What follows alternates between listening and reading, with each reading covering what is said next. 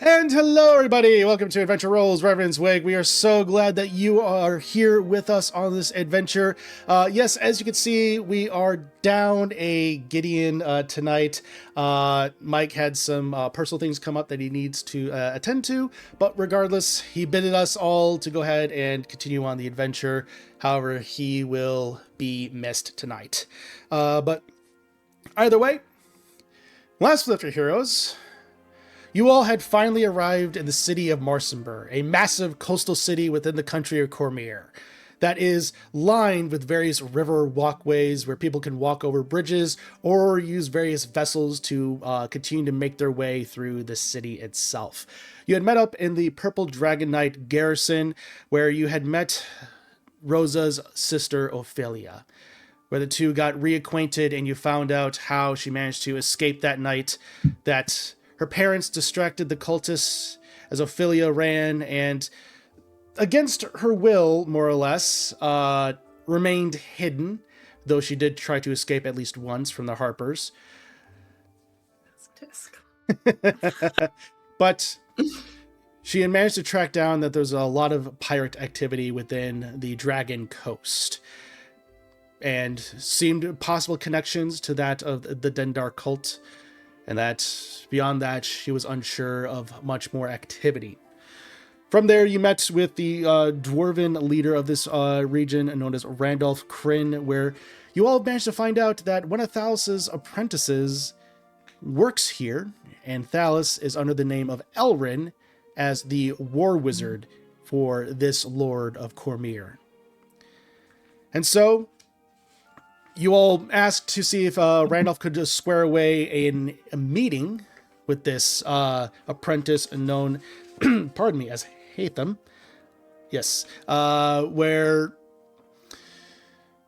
he wouldn't be able to guarantee anything that for that day, but maybe the following day or further. And from there, you spent the rest of the night getting reacquainted with each other, taking a moment of rest before jumping into further danger. And that is where we pick up, as the sun has risen over Marsenburg.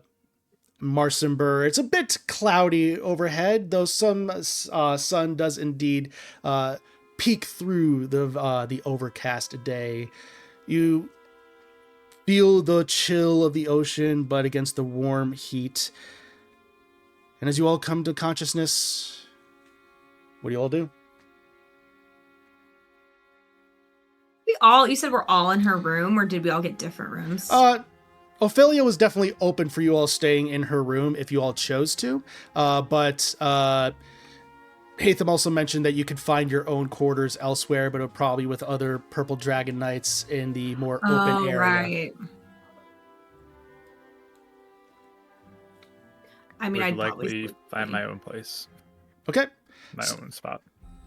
Right. As I'll be with the girls. All right. As secluded as possible, then, Rosamund? I mean, not like ignoring everybody, but like right. No, of course. my own spot. Of course. Where I find space for myself. That's pretty easily done. It'll be definitely more off in the corner, not secluded, but definitely one that's area that's a bit more far off. Where Gideon would be most likely staying in an area that's more toward the front to still help make sure to keep guard on various people, as far as anyone that would need assistance.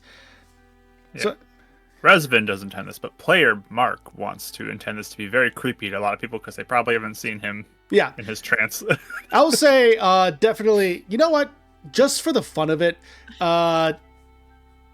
give a performance check. See how intimidation. Yeah, intimidation. This makes intimidating. Intimidation?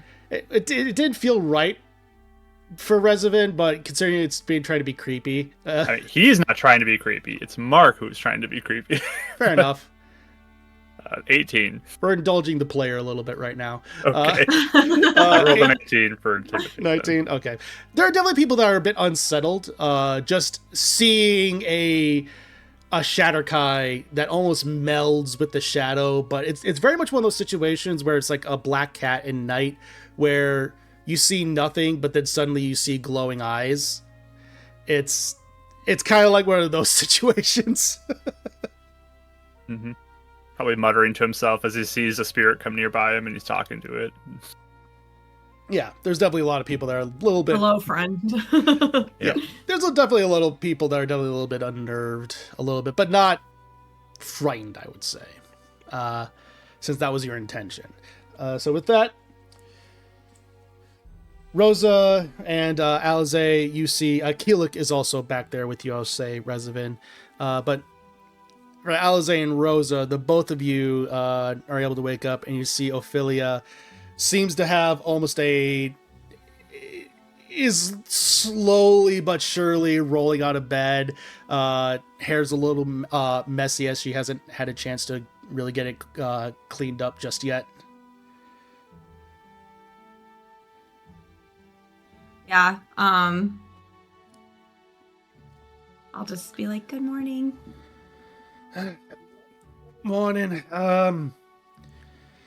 Well, do we have any, should we go try and see if we can find the other guys and, see if we could maybe, it was a meeting with this, apprentice kid, right? Yeah. You should brush your hair first. Fair enough. And she goes ahead, she grabs it, and she just a few quick swipes, but she does it, very elegantly. Alize's just like she got jealous of the sisters combing each other's hair, and she's just like, yeah, okay. Does anyone want to bring my hair? I don't mind doing hair. I really miss it. If you wanted something to keep out of the way. I'm sure. She kind of just hands. Okay. Please let me. Please let me do this. Yeah, and just for fun flavor. Yeah, no, of course. But she'll do like the little rosette braids in the back, like right. French braid, and so it looks like nice, but it's keeping out of her face. She'll offer that to Rosa too. Meanwhile, Alize's hair looks like it has not been brushed in years, but it is. But it's just very like no. Well, I just mean like her hair has such like a natural like wave and craziness that like just like offhandedly it just looks like she never brushes her hair, but like closer inspection you're like, oh no, that is very well taken care of. Watching too many like hair matting, dematting videos, like how when people will come in with that and then you watch them untangle it, like that's all I could picture was that unintentional. Yeah. Yeah, no idea what that's like. Anyway, but she just gets really excited, and she probably because of her wings. I mean, I wrote that into her character. Right. She's very bird-like in the preening and the keeping neat, but that's all. With that, as you're doing that, she also takes out a little bit of a, seems like under her bed, a breastplate, and on it is infused with the symbol of saloon, and she looks. Do you think we'll need this today? Oh, are you gonna smack someone with it? Yeah. More of my own protection. Oh, wait, what is it? It's armor. Is there some? Oh, armor. Sorry, I thought. Okay, full stop. I was like, well, yeah, she's in armor. I thought you meant she was holding up like a symbol of like. Should I wear my necklace today or not? The symbol is imbued into the armor. Okay. I just love that both of me and like the sisters just look and go, it's armor. We're in that kind of mood tonight, folks. Her intelligence is a 12, but she's not stupid. So I rescind that. Yeah. But well, it's fine. Potentially, I mean, it never hurts to be prepared. All right, fair enough. And she goes ahead and puts it on and starts going, well, I guess we should go ahead and get Rezavan and Gideon. Do you think Keelik will want to join, or will he probably stay behind? I don't know what he's doing. He seemed to have plans, but I'm not sure when he's leaving or when he's staying. Yeah, that man's been through indescribable events in his life, so he might just want to take a rest on this one. Fair enough. He goes ahead, grabs a sword and shield, and kind of puts both on their back. Well, in that case, let's go. Okay. So, Rezavid, as you are coming to consciousness, and Keelik is there. Well, did you find a way to be able to connect? Am still working on it, but I'm meeting more spirits now. Good. I think it is getting better. Good. That's very good. Glad to hear it. I don't know what plans you have for today, but depending upon the way things go, I'll probably try to make my way southward, most likely today. Depends upon who's going out and fare and that kind of thing. Okay. I think they said there are pie raiders or something. People who eat pie and say how good it is out in the water. He kind of looks at you a little bit inquisitively, and then... Oh no. I think you mean pirates. Is that how you say what they do? Pirates? Pirates. Pirates are... You know what bandits are, correct? When you get a wound, you put that on? People who rob you Oh. while on the street, while on the road. Yes, we met some of those. I killed them by mistake.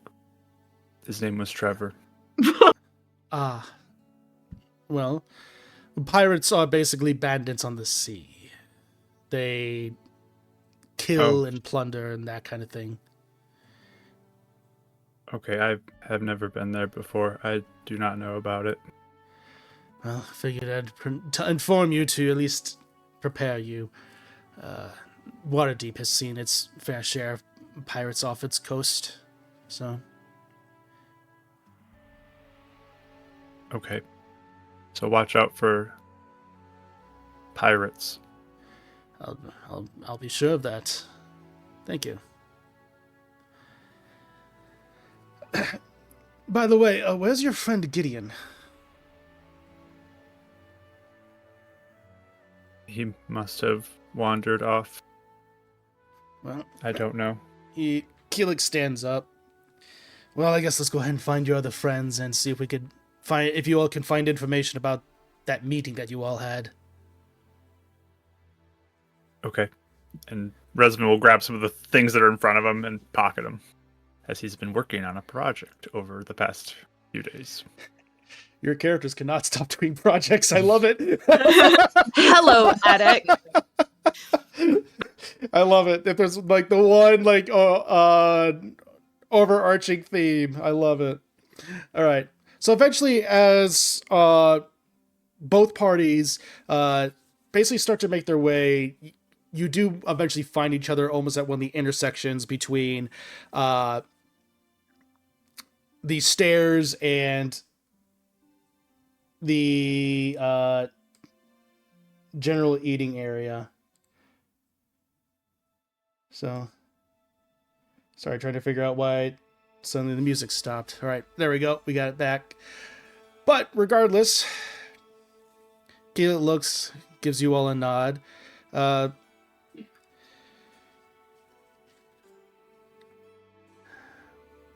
And eventually, you do see off in the distance Randolph Crane coming from his office. He looks, glad to see you all here. I'm have good news and, well, not necessarily bad news, but less good news. Regarding the meeting, you were able to, I was able to secure at least getting an audience with Hatham.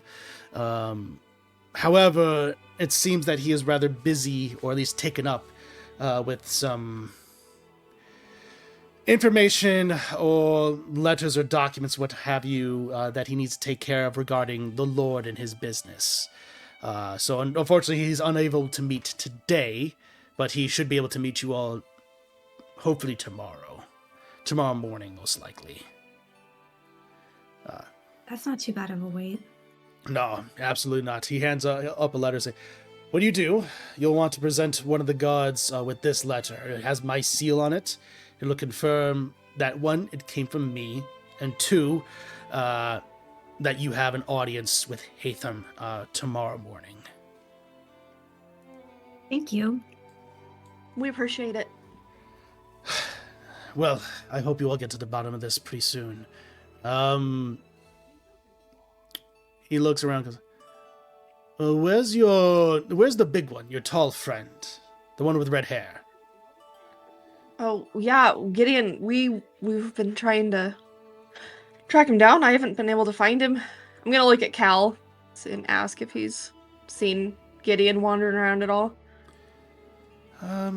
Not that I recall. But where did he sleep? Was he near you, Rezaman? I think so. Yeah, he would have been more toward the front, but still probably a little off the beaten path. You don't think our wizard friend, war wizard friend, has anything to do with this? With what? Do not know. With him not being here? He mentioned he was going to go to the temple at some point. Didn't he want to go? That's true. I think He so. kind of makes weird choices when it comes to her, so Hopefully he hasn't made her angry again. that's what I'm saying. Yeah. Alright, we'll keep an eye out. Well, in either case, you are able to. Well, in either case, keep me posted regarding this meeting and what you're able to find. So with that, he goes ahead and leaves. Ophelia turns to you, Rezaman. Did you not see him walking by, or did you? I mean, should we go check to see where he's sleeping? Maybe.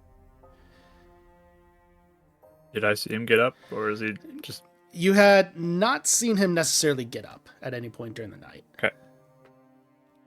No, I did not. I maybe was in my trance or was busy with something.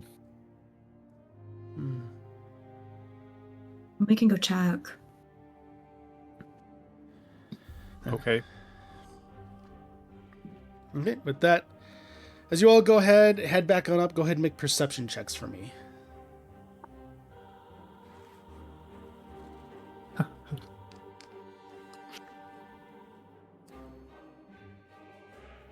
Now Resvan's locked in. He was busy before, but he's locked in now. All right, Alizé. 21 for me, and 16 for Cal. Rezaman. 25. Nat 20. Woo. Rosa. Locked in. 13. Not locked in. Okay. There's a lot of various cots and like it's almost situated like a bunk bed situation with some people having hammocks between various bunks. So it's very clear and easy, even with large forms still resting. But eventually, so Rosa, you just kind of get finding Gideon's exact body shape underneath the various covers kind of gets lost a little bit. However, Cal, Alizé, and Rezavan, you three are able to go ahead and look, and you do eventually see a little bit of red, fiery red hair poking out from underneath the covers. It seems to be currently motionless as it's kind of like laying on the left side.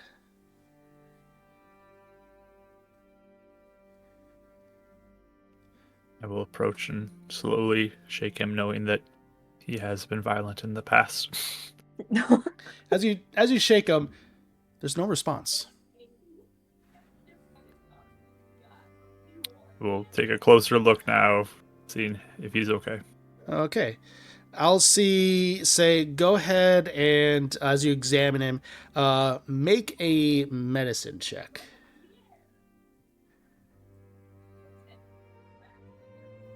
12. 12. As you examine him and look him over, he does seem to be currently in a deep sleep. He is sleeping, but not waking up. Continue to kind of shake him a little bit. Nothing happens.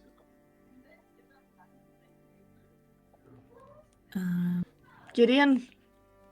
Alzer's gonna say much louder. Yeah. No response. Can I check his hand to see if it's glowing at all? As you specifically asked to go with his hand, you do notice that it is indeed glowing this deep amethyst purple.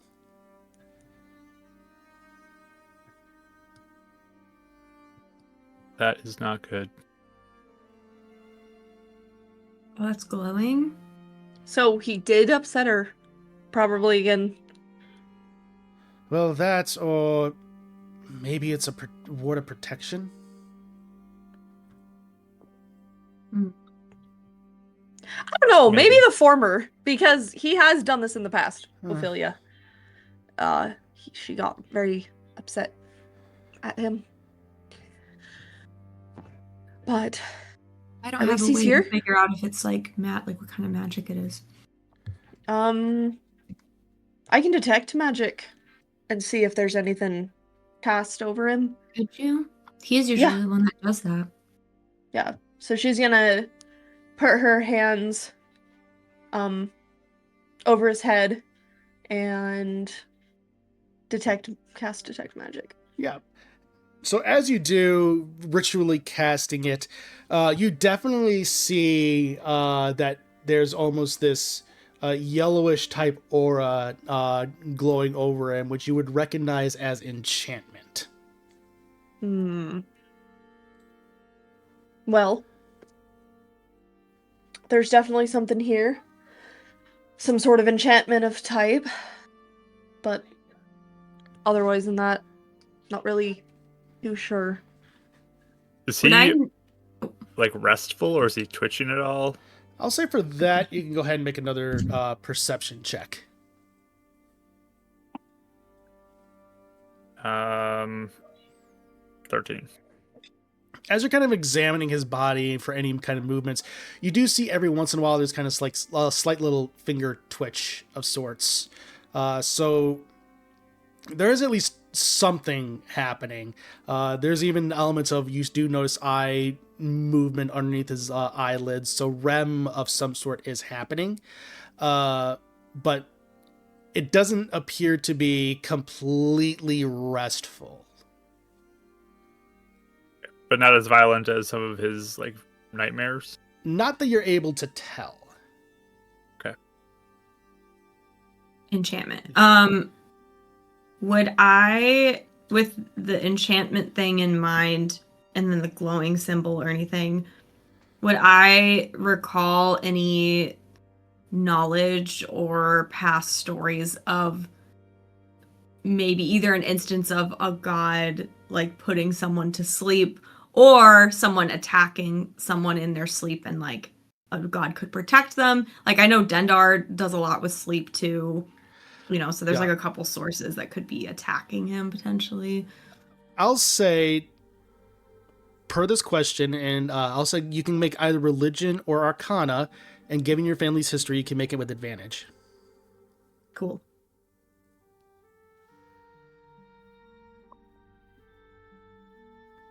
Okay. 24. 24. Definitely there are spells where people can potentially be attacked within the dream itself. Dream is a type of spell where people can typically use to be able to speak with others or even cause nightmares amongst another person. But usually the person winds up waking up if it's a nightmare. So the fact that they are remaining asleep in this means that's most likely from a much more powerful source.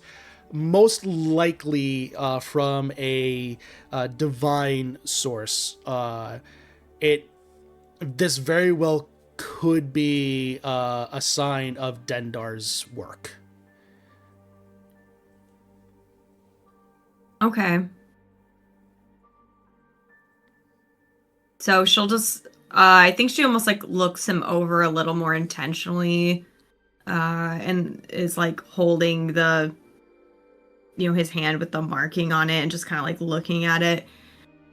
And then she looks to Ophelia and she goes, "This feels like Dendar to me." Well, she looks. If it's Dendar, I don't know. I don't know as much as you or Mom and Dad as to how long he might have before he's permanently trapped, or maybe in a permanent state like the others that are being taken by Dendar. But I do know that there's potentially a way to maybe try and break him free of this spell. We would need to make almost potentially a potion or a paste of some kind for him to be able to consume within his sleep. It will require either that of Night Prince and acorns combined together to be able to create this concoction to be able to potentially disrupt whatever enchantments is on him. Do I know how rare that first thing is? Night Prince? Yeah, for that will be a nature check. I'm gonna think about that too. Yeah, go ahead and do so. 19. Okay. You said nature? Yep. Ironically, that's only a +1. So 11. 11. Alize, you are definitely familiar with Night Prince in that it is oftentimes a flower that is used for preventing of poisons or various magics. It has various properties. If you prepare it right, it can unleash those properties. So, Rosa, you know similar things about it. As far as its rarity with a 19, you would know that typically it grows in more wetland or coastal type areas, typically within almost like woods of some sort. So you are in an area of where it could be found. But this in a metropolis type area, it would definitely be a lot more rare. Okay. I mean, it could grow around here, but here in the city, I mean, maybe people would be selling it here. I don't know. Well, Or we'd have to find it. Well, if we must, there is a forest north of here, about a half day's journey away. We'd have to rush it pretty quickly, but we can make our way back and potentially try to make it. I mean, yeah, do you think it'd be okay leaving him alone? How did this even happen? Why him? I don't know. Real quick, as they're doing their talk here, Yeah. Can I transvision again and see if there's any like strands connecting to Gideon or anything like that? Yeah. I like it. Yes, go ahead and make a wisdom check for me. I will guidance myself before entering this as well. Perfect. So 15? 15. As you are looking around, you kind of enter into this phase as white covers your eyes.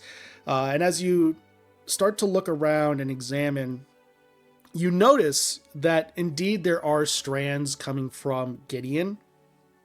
And you see strands almost all over the room.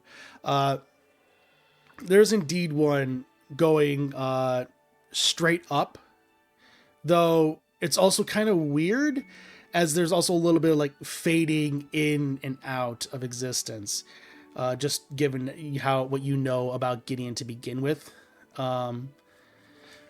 So there's something there, but it's fading in and out.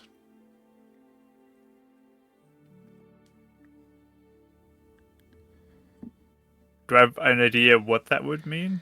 Well, given what you know about Gideon, the fact that it's most likely one of his souls is locked away in a soul gem anyway, so it seems that what's connecting him here could very well just be his connection with the Raven Queen. Okay. But there's no like other strand also connecting him? Nothing that you can necessarily see. Okay. Interesting. Well. Yes, we should try and help him. I do not have my dagger, though. That is still being fixed. How long did they say that might take you? Or take them? 2 days. Alright. Well, are there any magic shops or anything, apothecaries or other medicinal places that we might be able to at least visit on our way out? Just to make sure. Just double checking on the flower. Although, honestly, if they're gonna upcharge us, then we're just You gonna might go not get even the thing have money ourselves. for it. Yeah, I mean, I Oh, have like I mean, 100 something. But I have 150. I mean, 120. Shake my bag. Yeah. One of the purple dragon knights overhears this conversation, and he kind of goes, yeah, well, there's not, if you're looking for those kind of shops, there's not many shops necessarily around here. You're mainly going to find things like restaurants, inns, or taverns, as this is mainly a port city. A lot of market stuff, so you might find some vendors out in the open. But as far as a specific shop, you're going to be looking for the Net of Pearls. The Net of Pearls is located more inland, less on one of the island chains. Thank you. All right.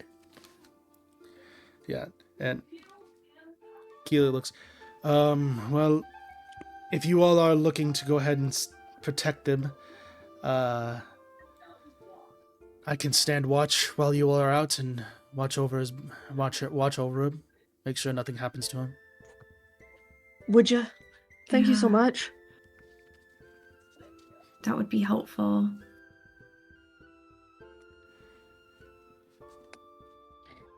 He's Nope, I forgot my thought. You can go. Well, maybe Bark can help you, and I'll hand Bark to Keely. A lot of the Dragon Knights look and just kind of they're getting up. Some are getting putting on armor, and they just look over. He goes, "Yeah, what are you looking at?" And goes, "Hey, let anyone in here?" Yeah, just make sure that Gideon is okay. He's not waking up. I wish I knew the feeling. Oh wait, I did for a little bit there, actually. Yeah, that's true. Yeah. And you might have heard as we were talking to someone yesterday, but you're the person who did this to you. Oh yeah, I did. Apparently he has another apprentice under his belt. So Yeah. just if you see him, say something. Oh, what, the apprentice or the mage? The one you know, the mage. Gotcha. How did I click my teeth together? I don't know. That was impressive.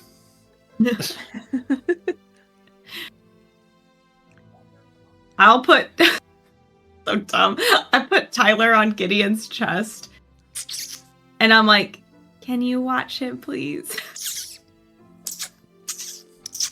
As he gives a little salute. Should I leave Cal here too? You know what? Sure. He'll be the responsible non-humanoid one, and he can come and find us. That's If true, we he need could something fly us. easier, he Yeah. can fly. Yeah. Keelik, When's you're the one very shot responsible. where I play Bark, Rach plays Tyler, and Oh, Yeah. Yeah. it was like it would just be like a Honey Heist one shot, basically. It If we were to do that, would let's be be honest.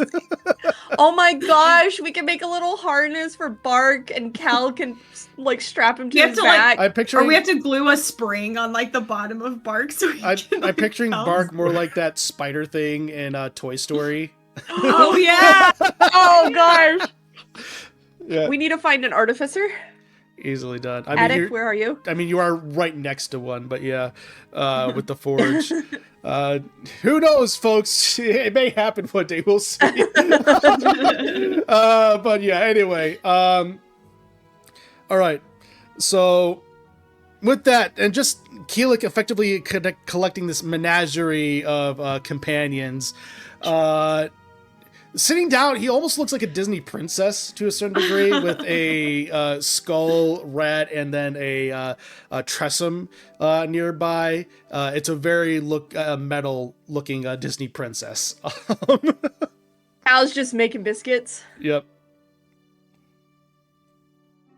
So, with that, Keelik's, well, I guess I'll watch over everybody. Safe travels. If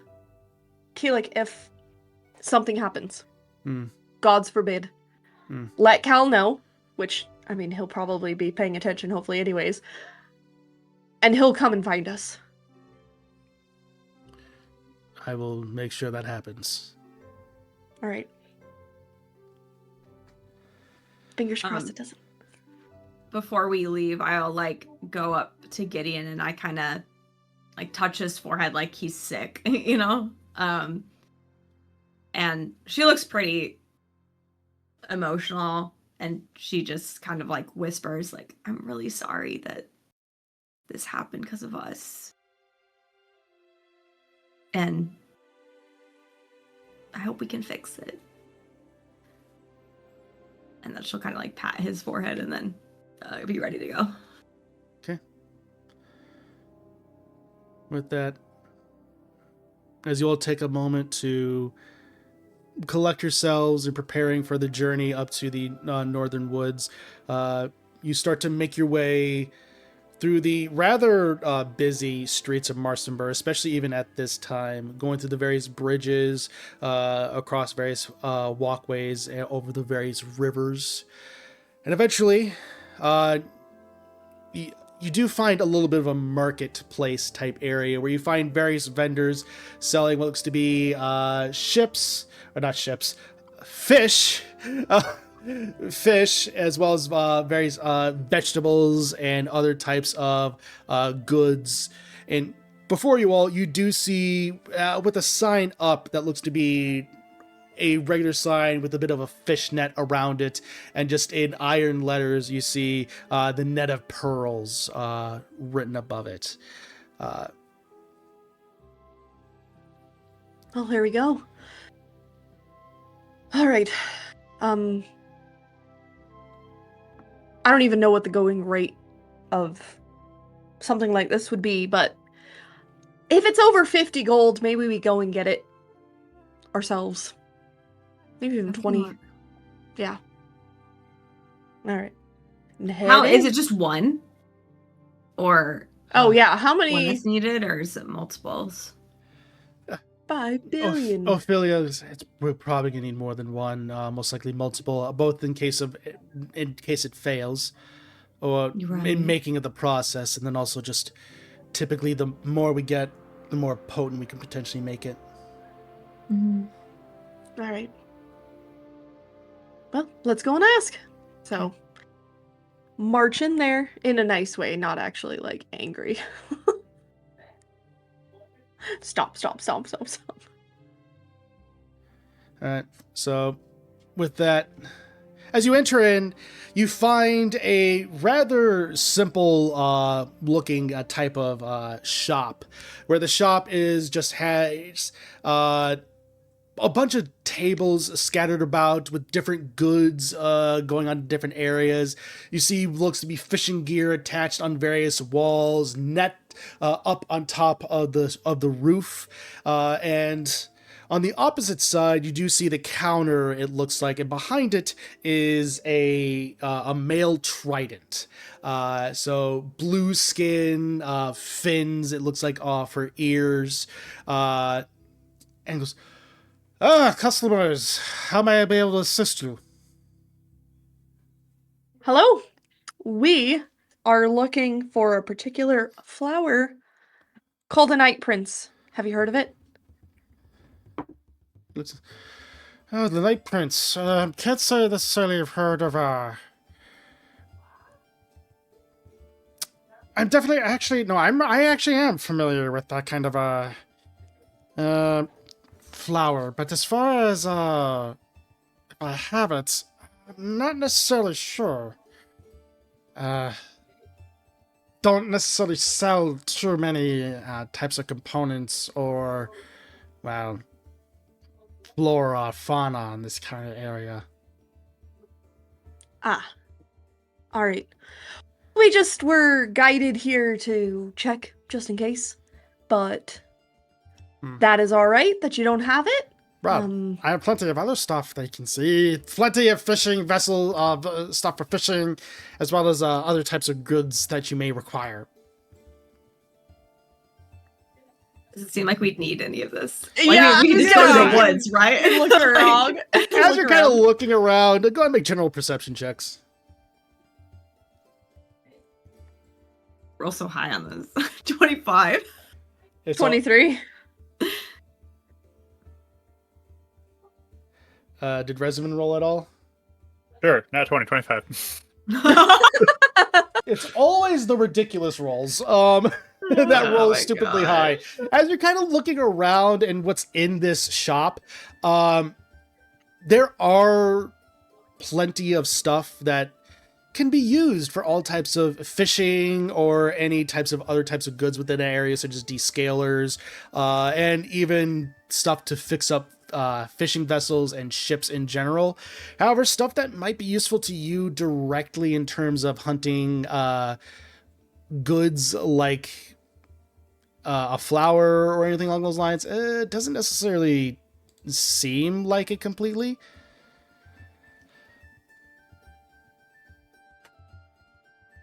Well, we certainly know where to go when we're going on our next fishing adventure at the very least. We're on the hunt for this flower, though. Well, whenever you need a type of fishing or anything along those lines, or fixing up a very ship, you always know where to go. Yes, sir. Thank you so much. Appreciate it. Have a good day. Hope it goes swimmingly. I don't know if I should be offended by that or not, but thank you. Oh, I just mean all the fishing things. Fair enough. I liked it. So with that, Ophelia definitely has a concern, has a what type expression across her face, witnessing this whole thing happen. Oh, you'll get used to it, lass. I feel better that I'm not the only person who messes up their words. We're looking for a flower, and he said a flora. So. Yeah, so flora refers to plants as we're talking. Flora refers to plants and trees and seeds and all that nature-y stuff, and fauna refers to animals and, you know, the ones that walk around and the birds and everything. Flora and fauna. It's scientific classifications. Okay. He doesn't get it. Flora, floral, No. florals, flowers. So, No, I know flower. Yes. Right? And if you Right. back up flower, floral, flora. The root of the word. No, and flora. Yeah. Oh, we're good. Yeah. Sometimes people do mess up the words. Yeah, that makes me feel better too. I get a dictionary.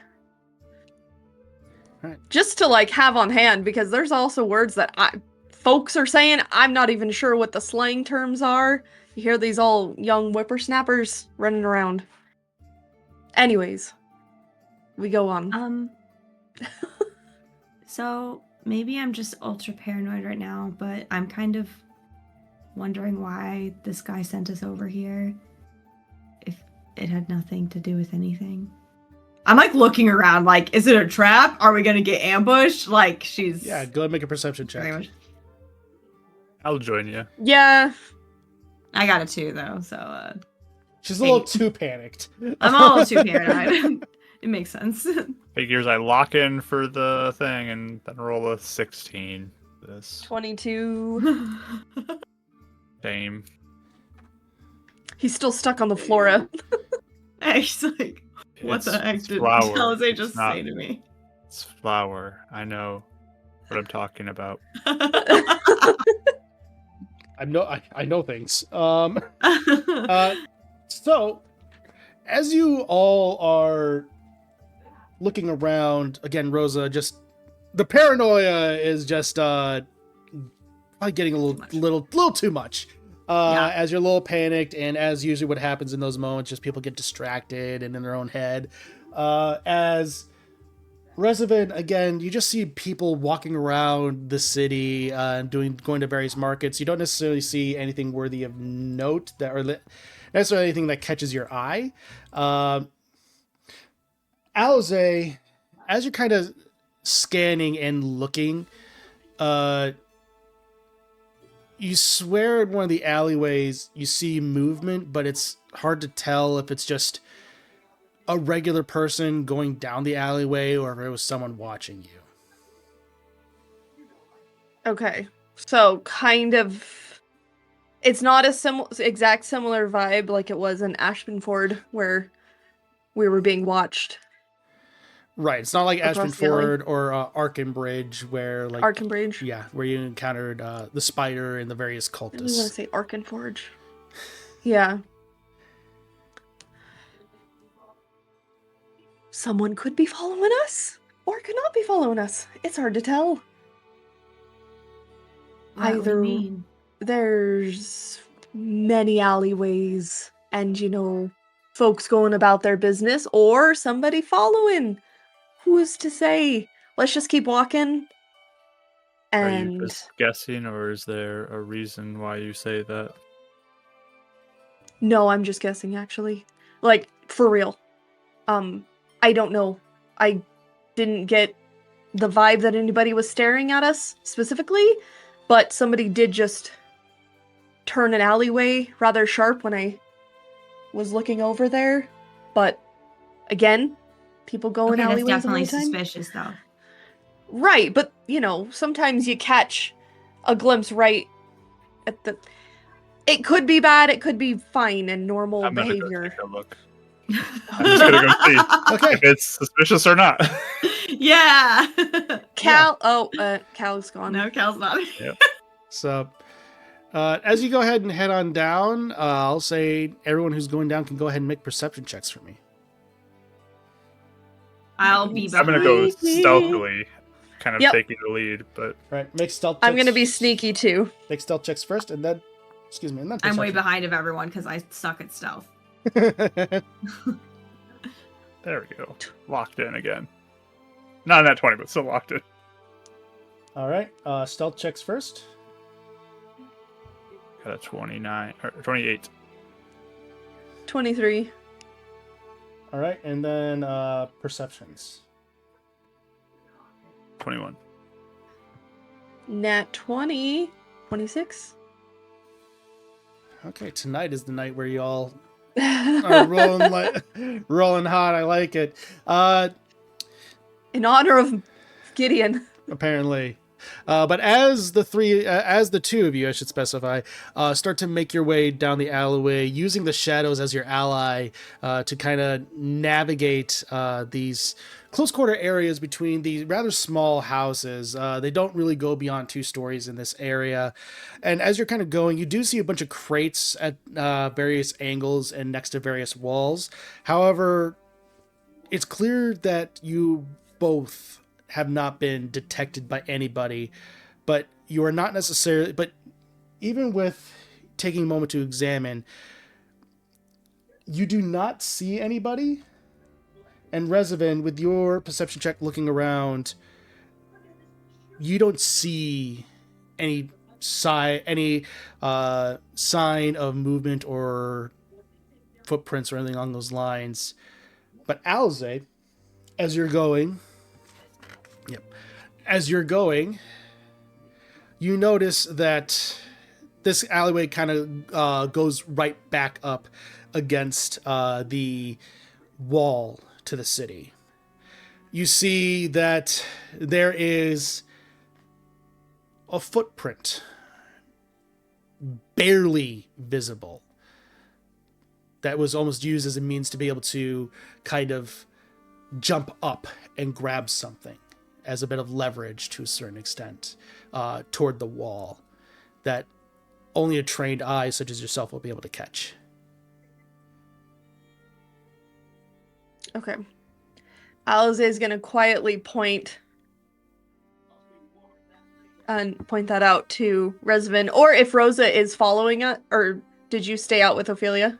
I'm not sneaky, so I'm kind of waiting for you guys That's to signal me, to be honest. I don't want to ruin Yeah, that's it totally again. fine. That's fine. So she's gonna point.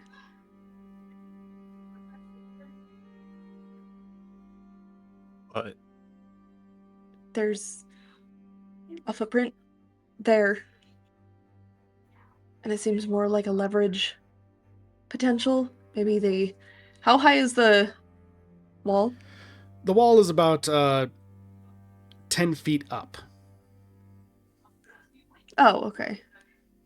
So it's still pretty high, all things considered. Yeah. Yeah. And she kind of... And how close are the walls together? The wall pretty much backs right up to the back end of the houses. Okay. Well, I guess how, wide is the alleyway? The alleyway is basically about 10 feet wide, so it's able to fit 2 people pretty well. Okay. Can she kind of do... Because I don't want to take my wings out yet, but can she kind of do a little bit of parkour and go up? Yeah, make an acrobatics check for me.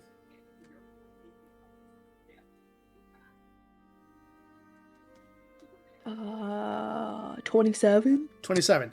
As you are, go ahead and very, very Assassin's Creed-esque in how you manage to go ahead and do this, going to various angles and finding rough patches to be able to lift yourself up.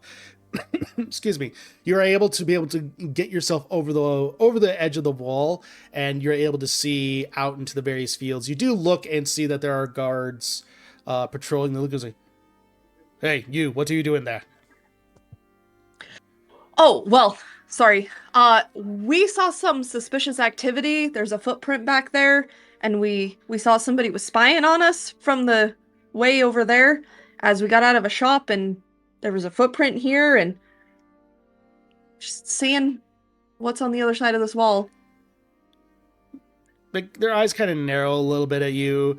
I'll say go ahead and make a persuasion check. Blink, blink, blink, blink, blink.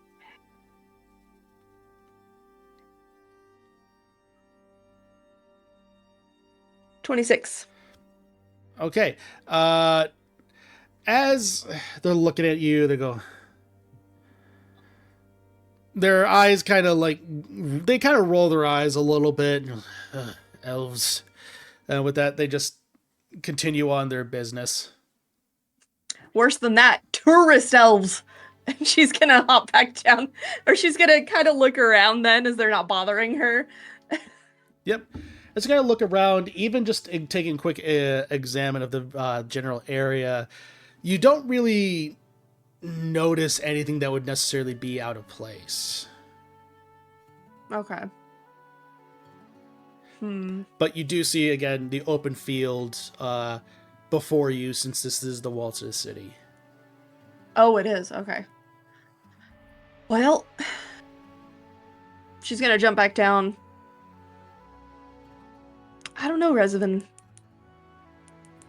You don't see anything else? This is the wall to the city, by the way. I didn't realize that. Okay. There was just guards on the other side. They thought I was the weird one, so... Did they look like the person you saw? No, like I said, it was one of those when you see something out of the corner of your eye for like a split second and you know something was there, but you didn't get all the details and information quite. Did you Look. look for any other footsteps? I didn't see anything. Unfortunately, no other traces. Now, this could be another case of those special boots that our friend had. Or maybe teleportation magics? Flying magics? Invisibility? I mean, there's a whole number of things it could be. Are there any doors that line the alley or like any windows? Yes, there are definitely doors that lead to the various buildings that you. One is clearly a side door that you've seen to the store you just came out of. Another one appears to be another side door to the building that would effectively be to your right. Or, sorry, if you're facing outward, it would be your left, but if you're going into the alley, it's to your right. Yeah. Some folks could have just gone through these doors. There's a number of possibilities.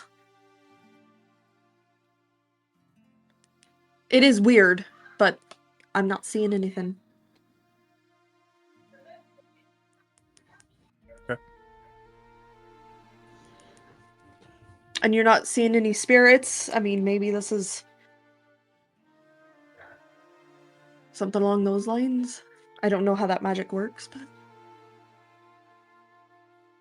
Not right now, no. alright.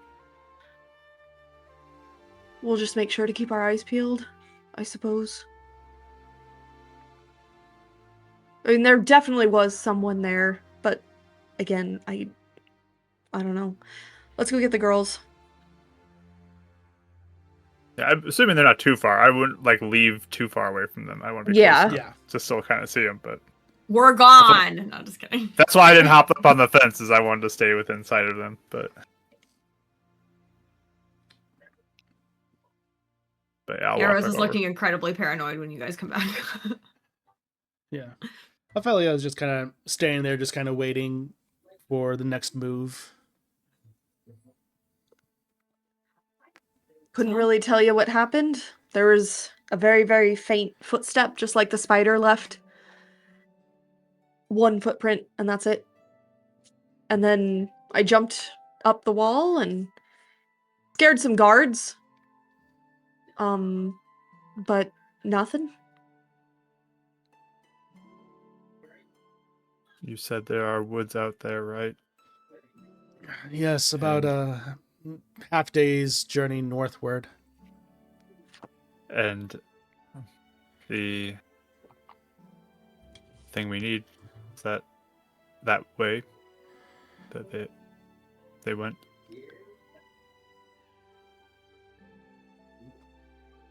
The same direction? Mark sent me a stupid clip, and I didn't want to see it, so I just spammed a bunch of letters. Oh.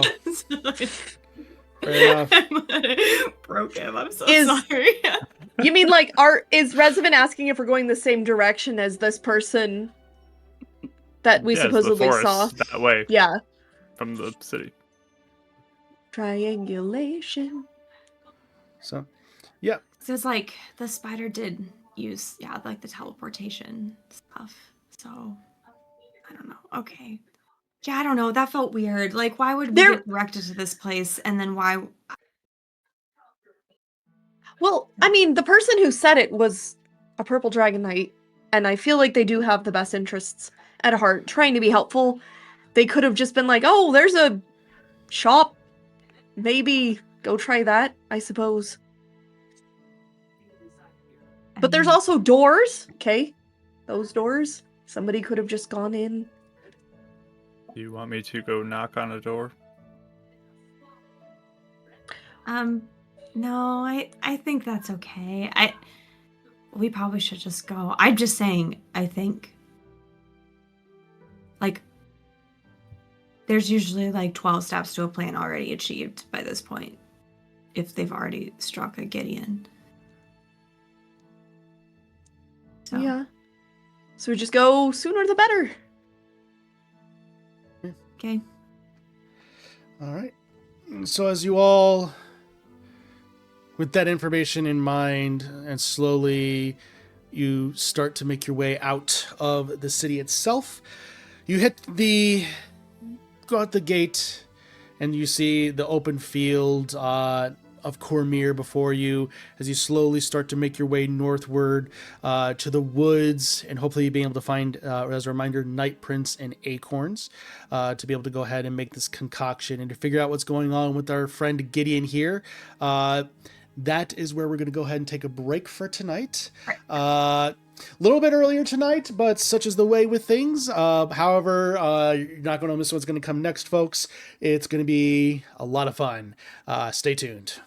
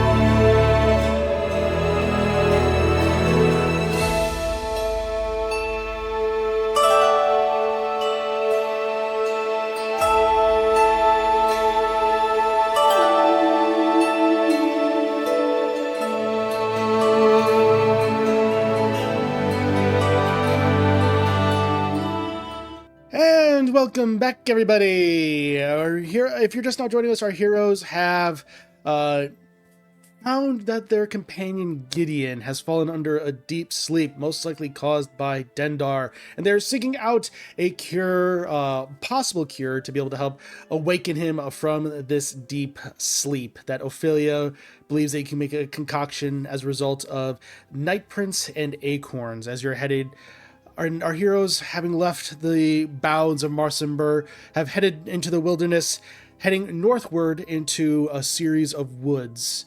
As Rosa was able to deduce that the plant most likely grows in a coastal area and most likely in a wooded marsh type location. And so, having traveled half of the day to the north, to the woods, you're able to find the edge of this rather small yet still densely packed wooded area with various rivers and marshy beds starting to just cover the entire area. There are also apparently to be some paths, either naturally formed or cut down for safe travel through the various woods as well. Alizé's just gonna look at Ophelia and be like, "Are you ready for another surprise?" And then she's gonna take out her off her backpack thing and have her wings out.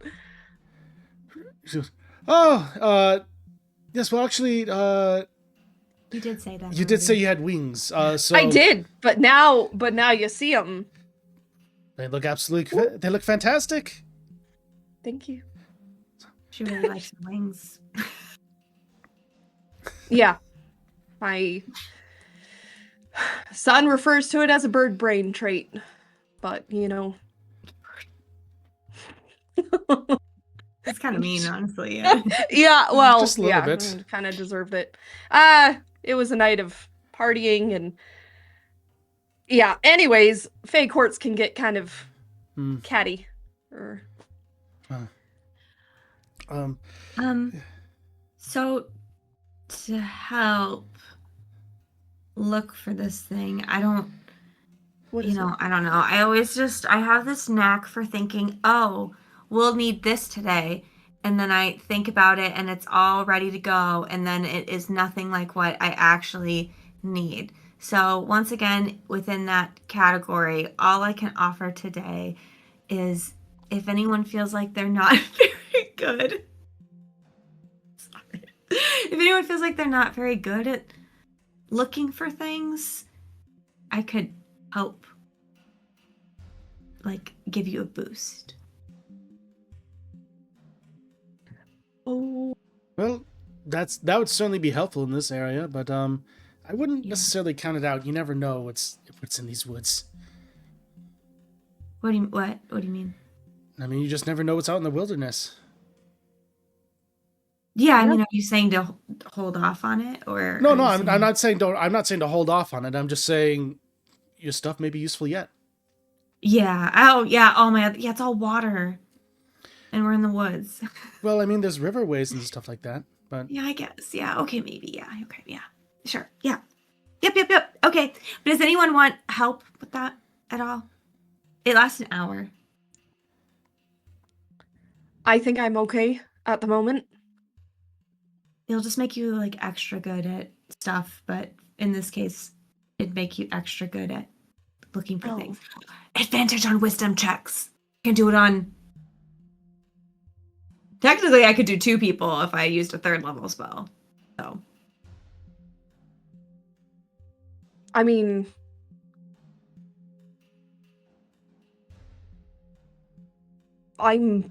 Sure. that does sound helpful, but Okay, so Resman wants it. I could do 1 more person. Should I All take right. it? Or Ophelia, do you need it? Alze, do you want it? I'll be fine. I'll take it. Okay. There's so much silence, I felt like no one even wanted it. I was contemplating it and trying to also think about any magics I can add to help all of us as well. I don't know what this flory flower looks like, so I don't know. Oh yeah, true. Do you know? Yes, since I've had so much time, I've been having the ability to be able to look into things like this. It's part of where my theory came in that with its properties in acorn, hopefully be able to disrupt this enchantment of sorts. How it looks is like a regular flower. However, it will have 5 petals on it, and it will look in its center will be white with blue on the outside. Okay, I will look for that. Okay, come here, you two. Come here. Okay. Okay. So I'll like touch each of your shoulders, and you just kind of feel like your eyes can just focus better. You can hear a little better. It's a little more tuned. So advantage on wisdom checks. For the next Yay! hour. All right. Thank you. And I will cast aid to you two and Ophelia. Ooh. Is that 5? For 5. It's 5. Thanks. Boop, boop, boop, Our max boop. goes up by 5. Okay. Oh yeah. Yes. Nice. Okay. Wait, I have to roll for my cosmic omen. Whenever I finish a long rest, I roll a die. Oh yeah, that's and I right. get a special reaction. Ooh. Yeah. That's my new thing. Because I'm cool now. It's fun. Even. So whenever a creature I see within 30 feet is about to make an attack roll, saving throw, or an ability check, I can use my reaction to roll a d6 and add the number. Nice. Ooh. You can increase their ability to hit. Oh, that's sick. Yeah. Nice. So I just use it 3 times because it's as much as my Right. proficiency bonus, I think. But Yeah. still pretty good. still- I'm excited. Mm-hmm. That's really So- nice. I will specifically be 1, watching out for anybody who might be in the woods to cause us harm. Okay. And 2, looking for that 5-petaled flower that was described to me. So I'm just looking for that image. Okay. I'll look for acorns. I feel like those would be easier to find. And Flower. I don't What know. if that's actually the real crux But of all of this? Is the honestly, acorns because I we're could near see no oak trees? Yeah. Dang it. Yeah, We- 'cause we I'm should have kept that acorn. Because I'm that vindictive of a DM. Listen, we have to fill this time with something while Gideon's asleep. Might as well be on the search for acorns. Yeah, because all right. So, Alice, are you just looking out for the flower then?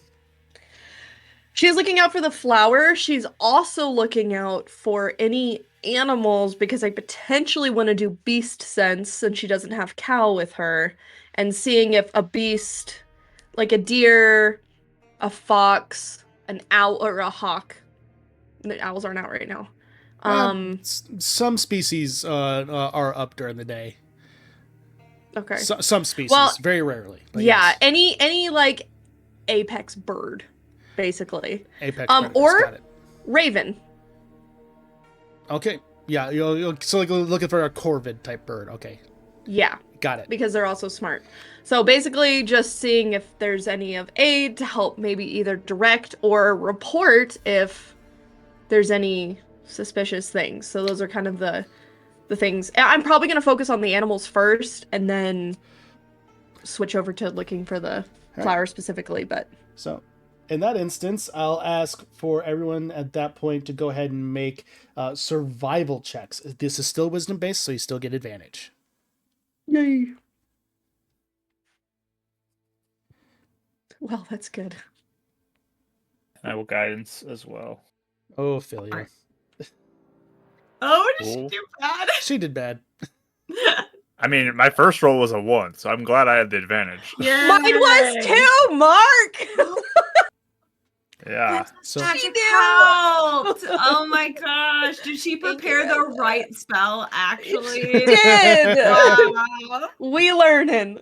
Yay. all right, Alize, so this is for the animals first. So, Yeah, oh, is this perception then? this will be you're still survival because you're still looking for tracks and things like that. Oh, it's still a +6 either way. It's 21. Okay, Resivant, I won. Shit. I lost my dice. Rosa, 16. 16. And Ophelia got an 8. Yeah, an 8. As so, we'll go ahead and Resident, as you all are kind of still sticking together, but spreading out just ever so slightly, but still within earshot of each other. You're doing the typical hunter-gatherer element within the wilderness, and as you're going about, Resident, you are able to find eventually, as some time passes, a very small patch of tiny flowers. And looking at them, you're able to count and see that the petals count to 5, white and red. They're almost the size of clovers. These are very tiny flowers. Okay. Red. Found them. Oh, he did? I think so. I thought you said white with blue. White with blue, yes. Did I say red? You said You red. said red. So I just want to make sure. I said white. I meant white. For some reason, I think I was looking at red. So white with blue. White with blue. They match the description. Okay. They do match the description. Correct flowers. You found the correct flower. Good. My brain saw red and I said red. Okay. Then I found them. You found at least a tiny patch of them at the very least. But Alize, as you're looking around, you're kind of looking up and you do see a bird up in one of the trees. You recognize that isn't definitely the size of its beak and the way that it curves to a certain extent. It definitely is of the corvid species. And its feather patterns appear to be that of almost like a little bit of like white and black to a certain extent. Just you being a ranger and of the wilderness and having that decent survival check, you'll recognize this as a magpie. I was gonna say magpie. Okay. She is gonna cast Speak with Animals. Hello there. Hi. Hi. I was wondering if I might be able to get your help. And she'll also hold out some food as an exchange. Help with what? We're looking for some very specific flowers. If you might be able to lead us to some. They are white, small, 5 petals, white and blue. White and blue. Right. I know a few like that. He kind of points his beak a little off in a specific northerny direction. Many glow in a open area that way. But Thank you. But I'd be careful. Why? Many structure, buildings and things, stone fall over. People there now seem to be saying weird things. Oh. You're not liking being over there right now because of them? It's strange. It's weird. Strange. Odd. Odd. All right. Very odd. All right. Well, thank you. Will this suffice? Looks over. I have some shinies too, if you'd rather. And she'll have some, like, because of the alarm spell, she has some silver thread. You see and then she also has a coin too. With that, looking at the shiny bits, and especially with the coin, you see its feathers kind of go and just rustle ever so much, and eventually it hops down onto your hand and just gently takes the coin and then flutters on off. Farewell. Okay, Alize is going to circle back and land. I don't know how much space that took up, but... Yeah, it'll be fine. All right. Well, the magpie I was just speaking to, said, good news, there's another patch up there. Bad news, there's probably some suspicious activity going on as well. He said that there was some stone structures that may be collapsing, and there's people chanting some strange things. Yep. There's the danger! So, Yeah. cross off a gold. I can sneak in maybe and get some if you want me to. If you feel safe, Yeah. we'll do that. I could always be a spider again to be your backup if you want. If you want. Wait, Rosa, can't you make flowers? Yeah, I can grow seeds, yeah.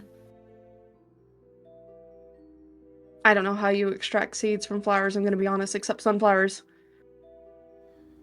It just depends on the type of flower. Is it possible, or do we need to go scope out this other patch or find another? Oh, you're just implying that we grow seeds from the Yeah, thing? she's Oh. like, maybe we just grow them, but knowing, like, obviously. I mean, DM, Well- I don't feel like is that possible? Yeah. I'm having to go back on my knowledge of how flowers work. I know, I don't know either. So, Sometimes it works. Flowers are kind of weird because I know that you can grow some are straightforward, and others like hibiscus, you can't grow the same hibiscus. This is genuinely the idea behind this is that it was intended to be very much like a hibiscus plant. Okay. Hence why they're rather smaller, because hibiscus flowers tend to be on the smaller side. So that is the idea I was going for with this plant, is that, and hibiscus tend to be more medicinal. So okay, just behind the curtain, that was the inspiration behind the Night Prince. But regardless, because of that, you would definitely know that growing them with the seeds, it would require a very specific method of extraction. You could potentially try it. You could always potentially try it. But it's a very difficult process that, unless you are very incredibly skilled, it's not always guaranteed. Mm-hmm. I'm not necessarily like a full-out botanist, so That's fair. I mean, I could always try if we have any extras if something happens again Down the line. But yeah. Oh, that's fair.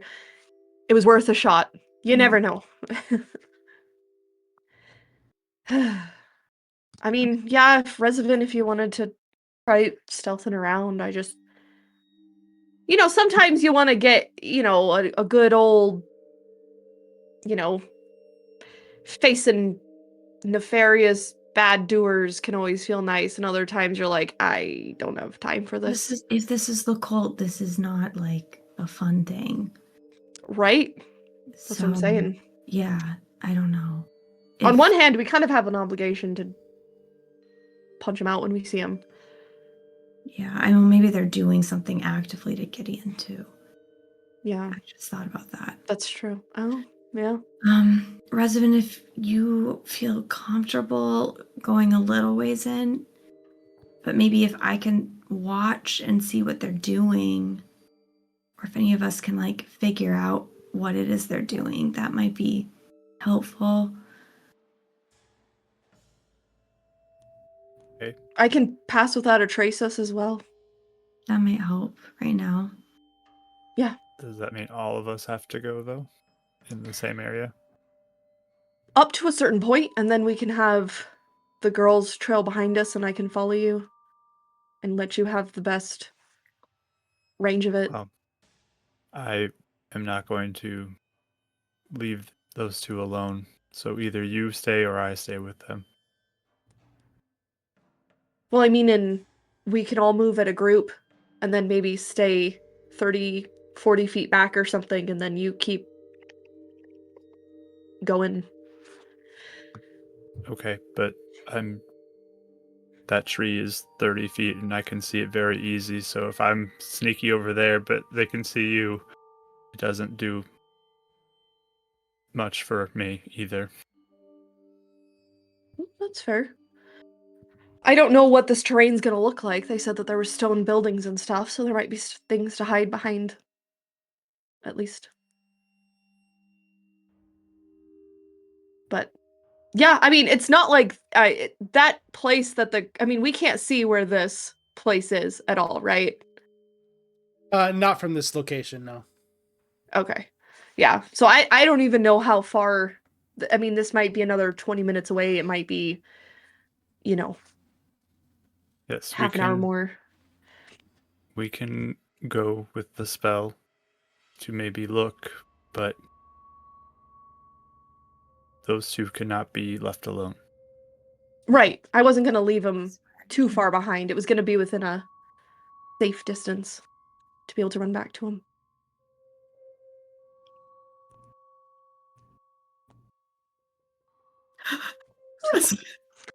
We're not going to leave him. 30 feet isn't that far. You can also... Ophelia, I'm assuming, do you also have good ways to get in and out quickly? Most of us do. Not really. I wasn't. I wasn't necessarily the most magical one out of the group, outside of the Eladrin bit, to be able to teleport briefly to different locations. Yeah. I wasn't necessarily the most magical one. I was typically more the fighter a little bit with some divine magic, but I wasn't necessarily like Rosa here, who could turn into different animals. Yeah. No, that's totally fine. I want to make sure that you can also, if you also had the teleporting ability, all of us here do. So we can. Wait, everybody has the ability to be able to do stuff like that? I think everyone, yeah. Except Gideon. Kind but of Gideon. makes it less impactful, doesn't it? Watsy! I'm looking at you, 5.5. Anyway, sorry. Okay, let's go though. Let's Yeah. We'll be sneaky. We'll assess. We're not going to leave anybody less than 20, 30 feet behind to quickly get to one another. What I am saying is you three stay back and I go alone a ways ahead. So you are safe and I can get flowers and bring them back. Yeah. He's saying he doesn't want even you to be a little ways away from us because we don't know what the cult is capable of. That's what he's saying. Right. But if you get caught and you're in a bad spot and you get captured or something. Well, you're not going to go that far ahead, are you, Resident? I mean, I don't think. That's what I was meaning. Well, far enough that you can't be seen. All right. I mean, we can be ready to go in and help if something happens. I think you will hear if something happens. But I am also very fast. Yeah. Works for me. I just wanted to make sure that you're not trying to go all the way up there alone and that we'll go up to a certain point. A healthy distance. Yes. All right. Alize will do her pass out a trace. Okay. Yeah. Fey magic. Boo boo. All right. With that, go ahead and make stealth checks for me, everybody. And, oh my gosh. Just gonna make sure here.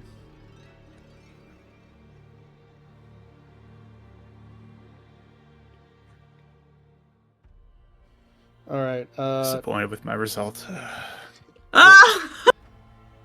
What is it, like 30 something? It's 34 only. Could have been better. Oh, 34. Oh, dang. All Could right. have been better.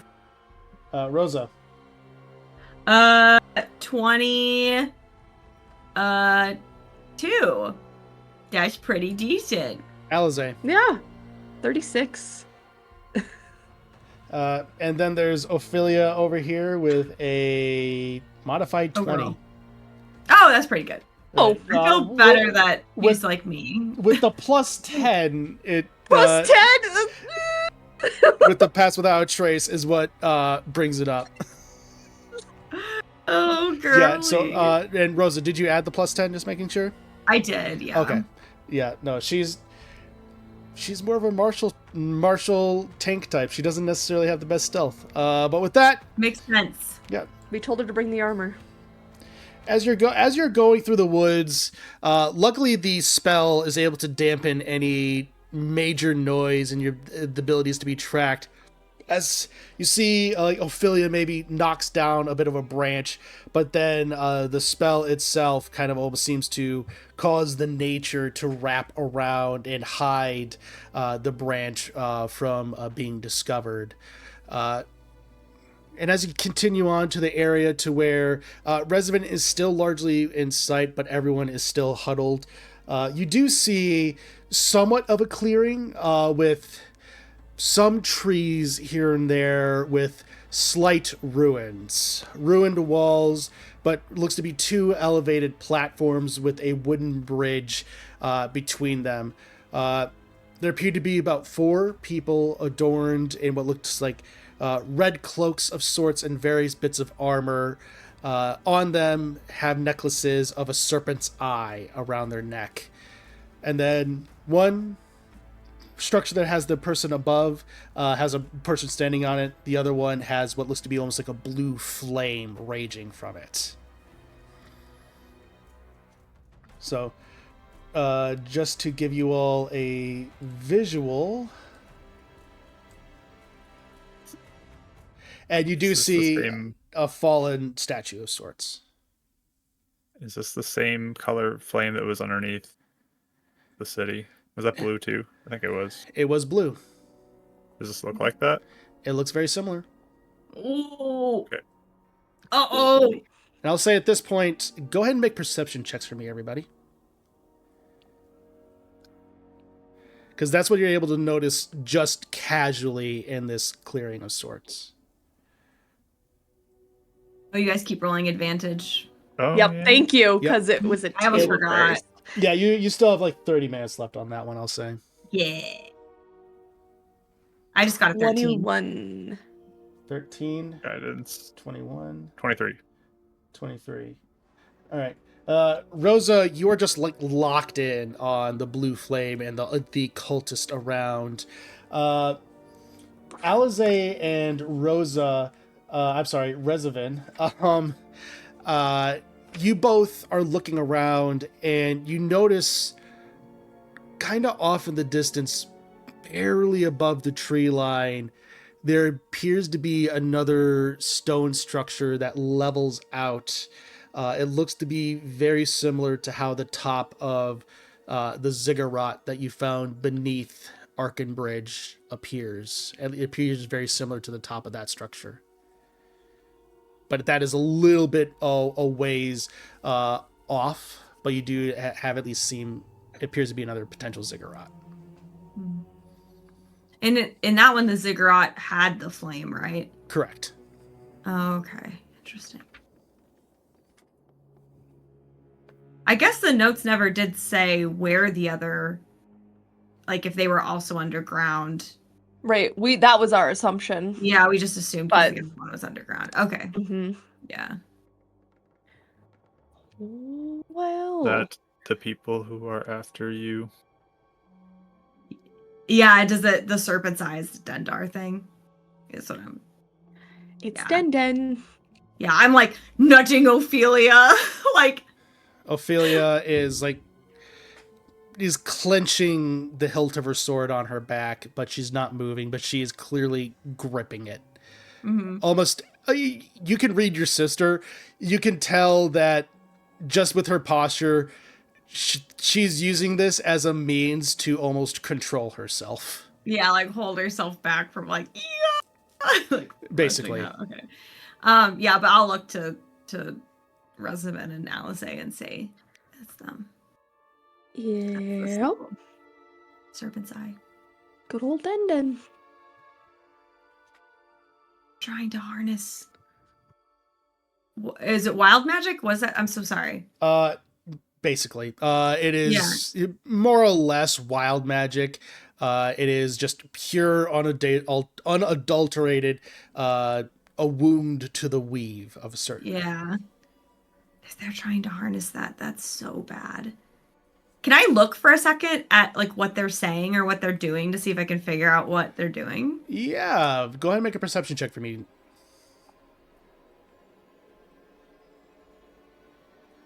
Can I guidance myself? Absolutely. I got a 20. Okay. As you are examining them and trying to read their gestures and things like that, it looks like you're able to tell that 3 of them seem to be of almost lower stature, and the one that's right next to the blue flame seems to be wearing a breastplate of sort, most likely that of higher rank, as he is just going and chanting of sorts and making various gestures. You can tell that he's definitely trying to cast a spell of some sort, either through the flame or into it. It's hard to tell exactly which, but he is definitely trying to use this open wound in some capacity. If I'm watching the movements, can I tell what kind of spell he's doing? That will be an Arcana check. I don't think I did it. 12. 12. Let me go ahead and check here. Oh, actually, though, can I use my ability? Which Out ability? of these 6? That's for if someone makes an attack, isn't it? It's attack, a saving throw, or an ability check. Oh, then yes. I want to do that. I want to use the power of the stars to... Absolutely. Do guidance yourself too, because I'd guidance you if you. Oh, yeah. Do it. I didn't do that. Oh. More power! Star power. What did I say originally? 12? 12. 16. 16. So as you kind of examine that and narrow in on the various gestures, your eyes almost take on like a little bit of that, like a starry form. And then eventually they fade on back as if they are being assisted by the stars themselves to be able to understand what kind of magic is being used here. And as you're looking, it is definitely that of an enchantment spell that is being cast. And it appears that it is... it definitely appears that sleep of some kind is being cast into it, or potentially even being used to manipulate it to make it even more potent. Okay, so I'm staring at it really intently. I'm probably like peeking over someone's shoulder, type of thing. But then I'll say, okay, he's casting sleep into that thing. It's enchantment. It reminds me of what's going on with Gideon. They're the ones that are doing this actively right now, I think.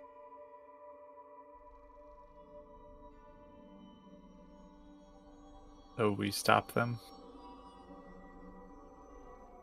I don't know any other answer aside from that.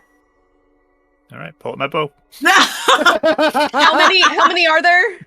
There's 4. There's 3 4? look to be kind of lower station, but still potentially potent, and then one that's clearly having that of a breastplate, which the one that seems to be higher rank is the one with slightly different art. Okay. But yes, There we go. It is changed. yeah, you all will be off in the corner with Ophelia's token. As you hearing as Revenants goes ahead and gets out his bow. Yeah. Uh, Halsey's gonna get ready. Ophelia will draw her long sword and grasps her shield. What are you all doing? Yeah, Rosa? I'm so excited. I actually think I did choose the right spell. Okay. So, I'll just add, like, Yeah. it might be a little weird that she's like, I think we need to do this, but I think you guys have noticed all day with, like, it happening to Gideon, she seemed, like, extra, like, on edge and, you know, whatever. So she still definitely looks really nervous and scared, but she'll go, okay, I have a spell that can maybe make it hard for someone to focus on a spell. So should we start off with that first? Yeah. But it'll really kick things off, like, in a way, you know, they're gonna know something. Way to take initiative. As Gideon would say, well, you gotta go for it, lass. Yeah. Okay. Is that Let good me- for everybody?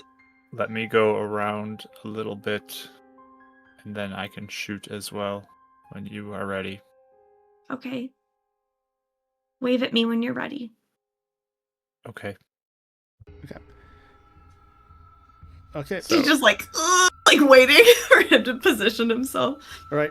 Rezavan, go ahead and make a stealth check for me. And Pass Without a Trace is still up for Well, 30 feet. I wouldn't get it beyond that, so I just won't roll for that. That's yeah. That Like yeah. 5 steps. Oh, never mind. Pretty good. 26. Okay. All right. Could have been 36 if it was.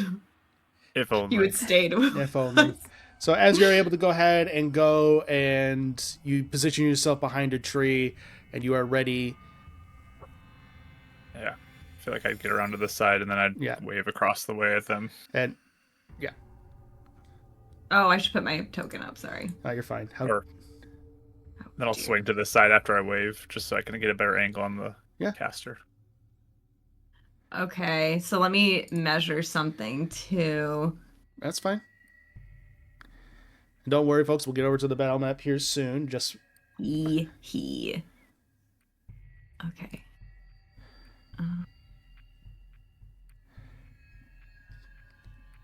because I think I know what spell you're talking about. Rage. Yeah. You can also make it a sphere. Let's see.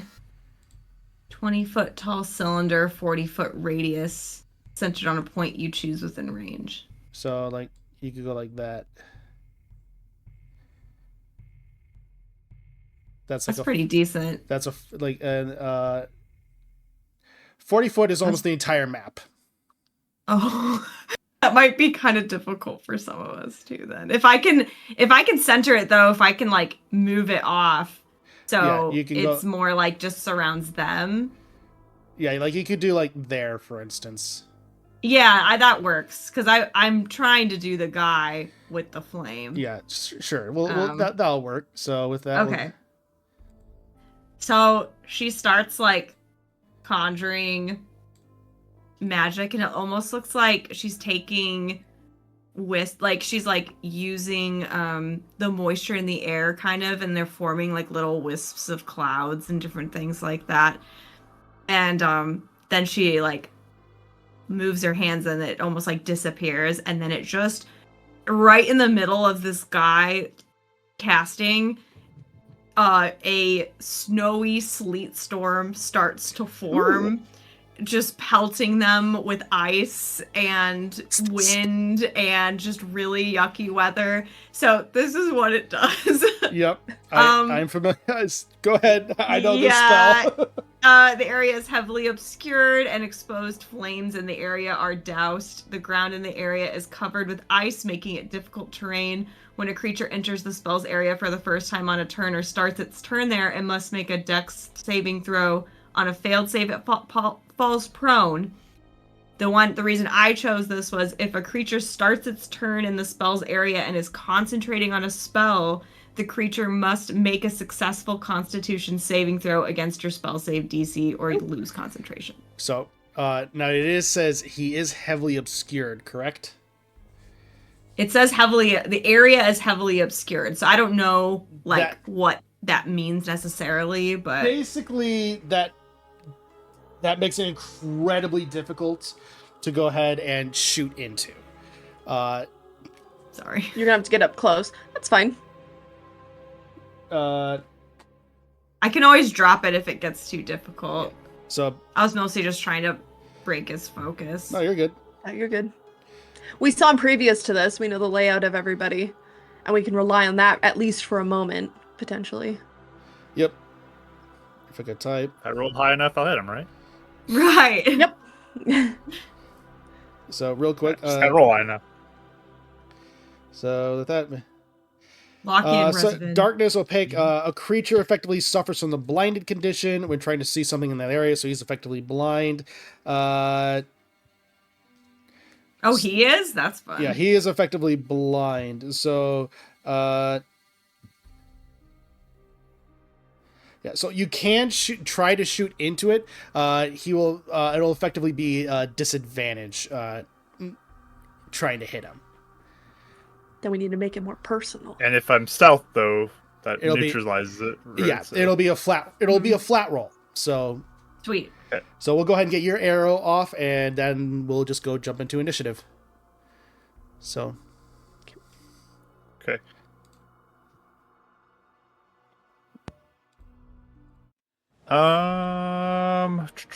Where's my bonus for that? 20 to hit.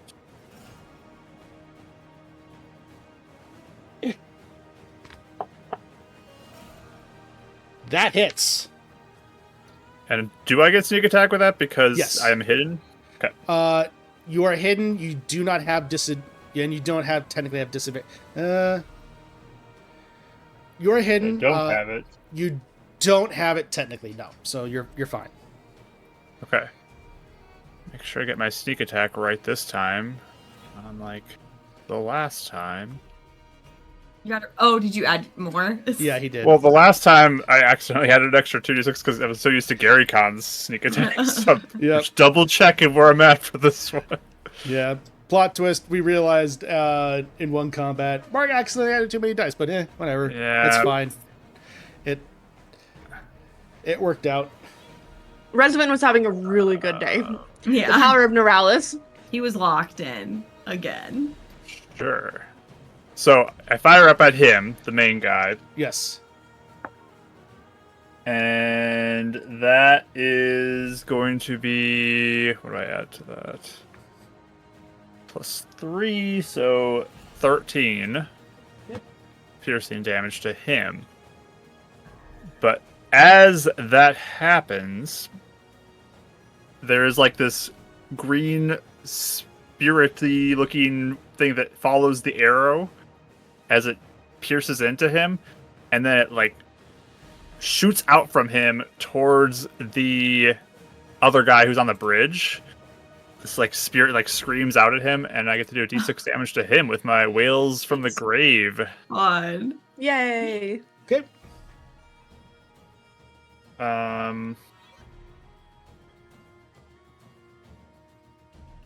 All right. Also, that's 17th level. Never mind. Okay. No, Uh, Mark, stop leveling yourself up. well, it has it in my character sheet. It's like, why is it there if it's not active now? So, It's kind of like how it's kind of like how cantrips say like at 5th level it does Yeah. this. So. yeah, 3 necrotic to him. Okay.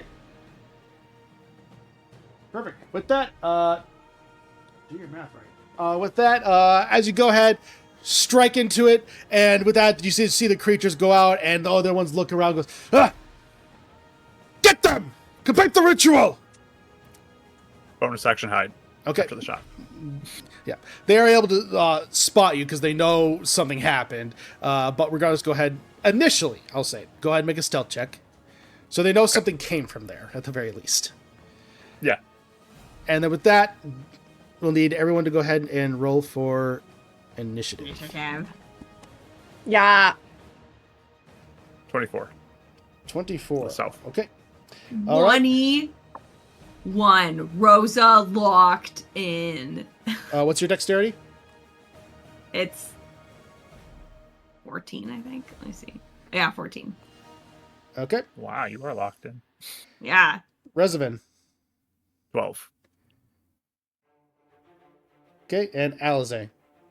19. What's your dexterity? 18. Roll off. Ooh. Do we do a D20? Just flat D20. 10. 5. Okay. You'll be acting as 18 then. Well, time to kill that person. Unless it's Ophelia. All right. In which case, she can go first. Maybe not.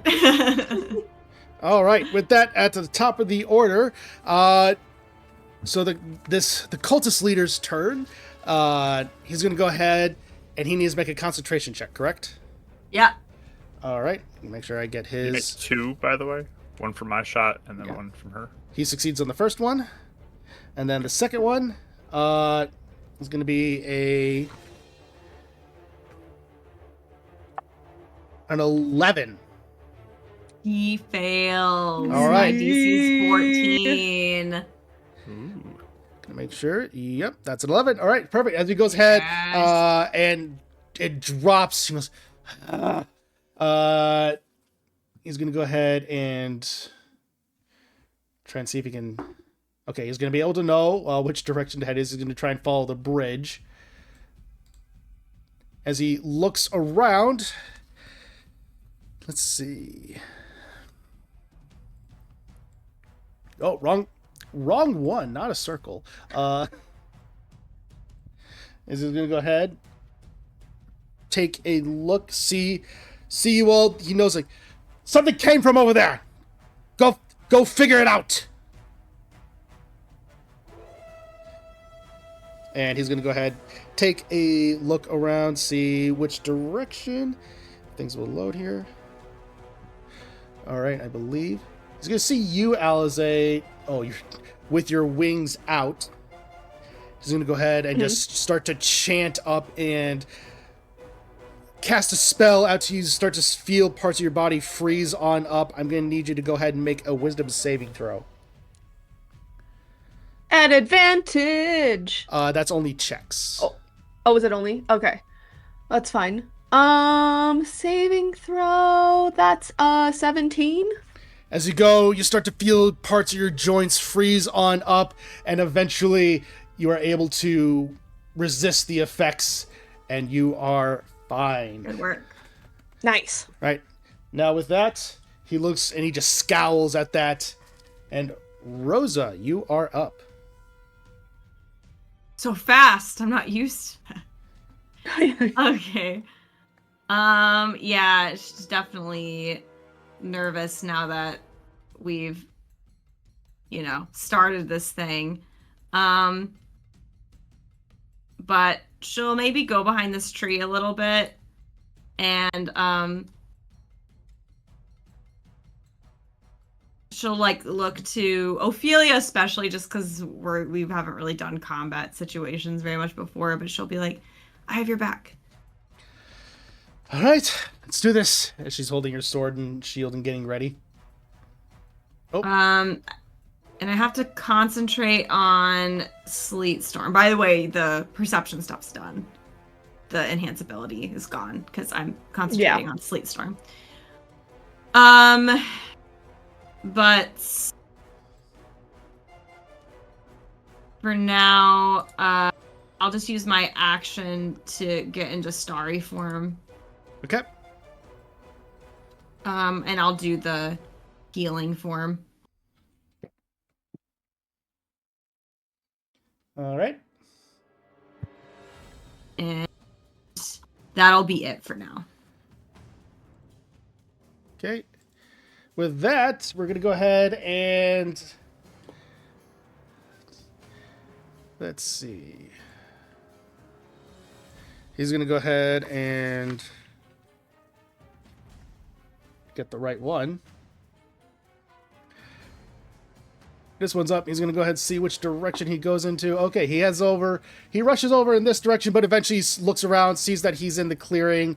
He's going to go ahead and try to take a shot at you, Rosa, but you're going to get a +2 bonus to this attack because you're partially covered by the tree. Okay. He's going to take a shot with his bow, and that is going to be a 21 to hit. Oh, yeah. So short bows. That'll be 6 points of piercing damage. Roll for concentration. Yep, DC 10. Just made it. Woo.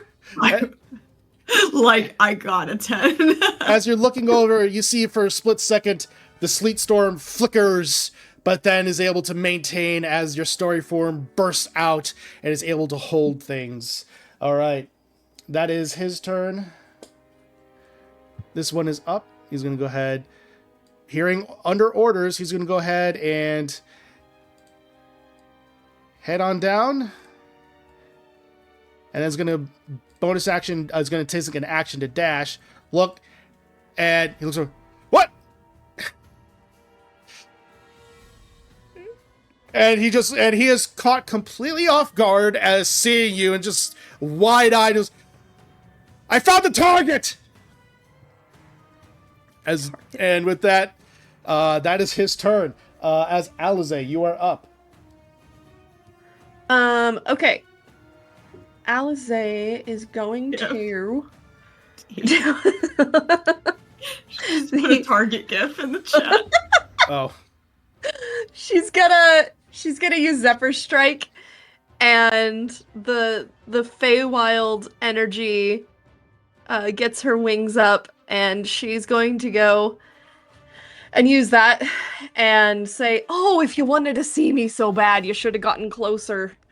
And she's going to try to strike him. Yes, and Zephyr Strike also gives me advantage on one weapon attack roll. So yeah. 27 to hit. I think that hits. Okay. So, we're gonna roll a d6, and we're gonna roll a d8, and we're gonna do a dreadful strike, and we're gonna do favored foe, which is another d6 now. I like rolling dice. So, do I need to separate any of this out? No. Okay. Okay, so...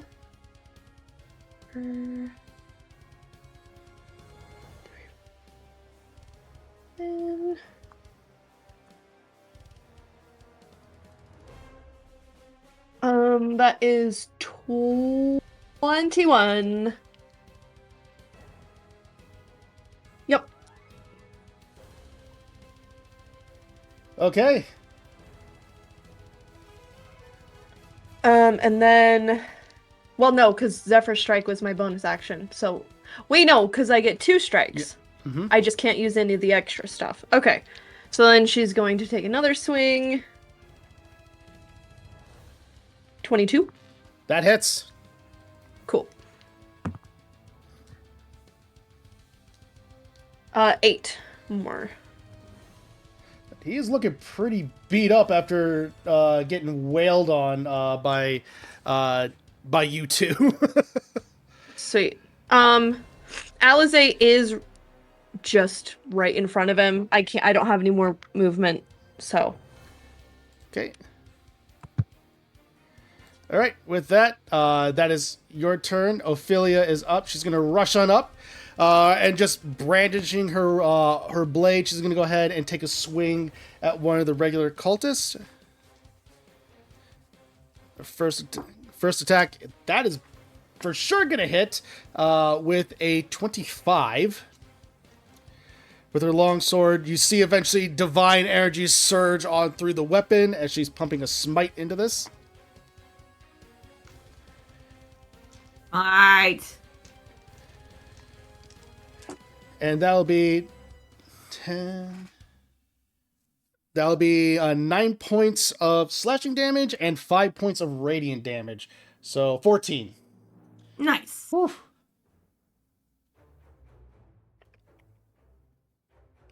Yeah, all right. And with that, she's going to go ahead and take her second swing, and that is probably going to miss with a 15. As he goes, the other one just goes a little bit wide. He takes the blade and goes and deflects it as a clear gash is just across his chest. But there's also, she's grinning ever so slightly at the chance of engaging in this combat. Finally get some action. Yeah. Also, is she actually scissory? Because I kind of jokingly modeled her after scissory. I was wondering. She missed one. She missed one and she hit one. I was wondering. That's partially why I leaned into her being a bit of a paladin, because the hair reminded me of Scissory. Yes. So with that, Revenant, you are up. All right. Is Mr. Caster still not able to see me? Yeah, I shot at him. yeah. You're the other guy sees you. The other one knows something's over there. Confirms something's over there. Doesn't know where you are. But still advantage on the shot Yeah. on him now. You're still fine. Boom.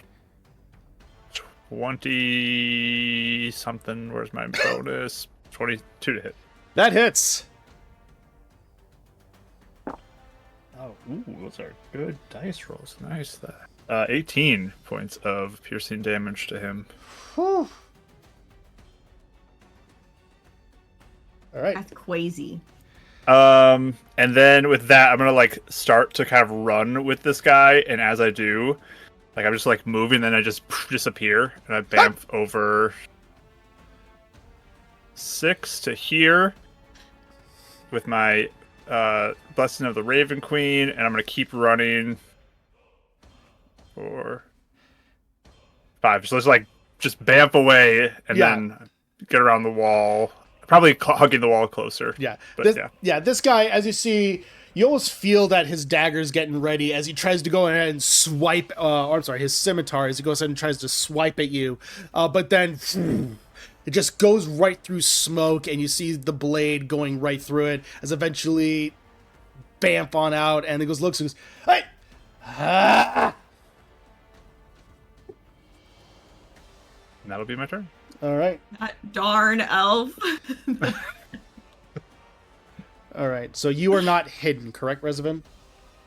I did not roll too high. I'm just behind cover. That's my intention right now. Fair enough. So. In that case, this other guy is going to go ahead and run on over. He's going to go ahead and take a swipe, or at least attempt to. Make sure I get the right stat block here. As that is going to be a 17 to hit. Yep. Okay. That'll be 7 points of slashing damage, and I'll need you to make a Constitution saving throw. Okay. Down to 3 because I have resistance to all damage right now. Okay. Right. Constitution. Oh, yeah. Constitution, you said? Yes. 15.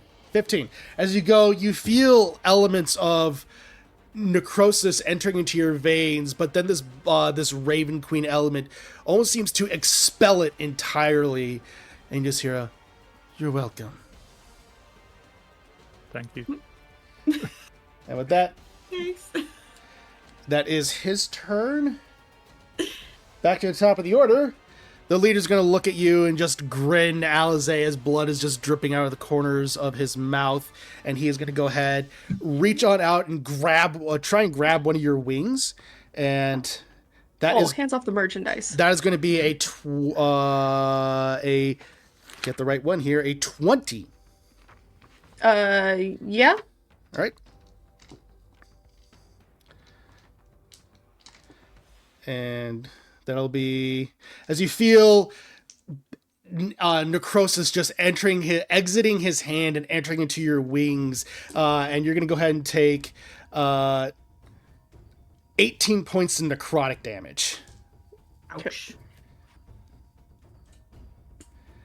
With that, he just laughs and goes, he's going to go ahead and do a 5 foot, and that'll be his turn. Rosa, you are up. Okay. Trying to decide what cover I want. Let me measure something.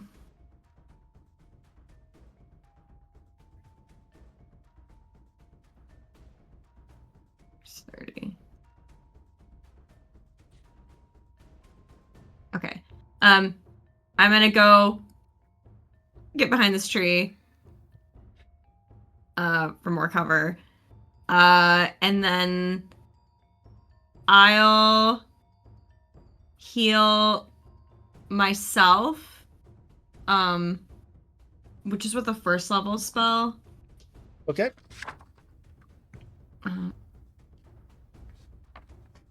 So I'm back to full. But really my intention was, I don't have healing word right now, so my intention was to get the some of that energy comes out and goes into Alize. Okay. So you got 9 back. Thanks. You're welcome. And that's my turn. All right.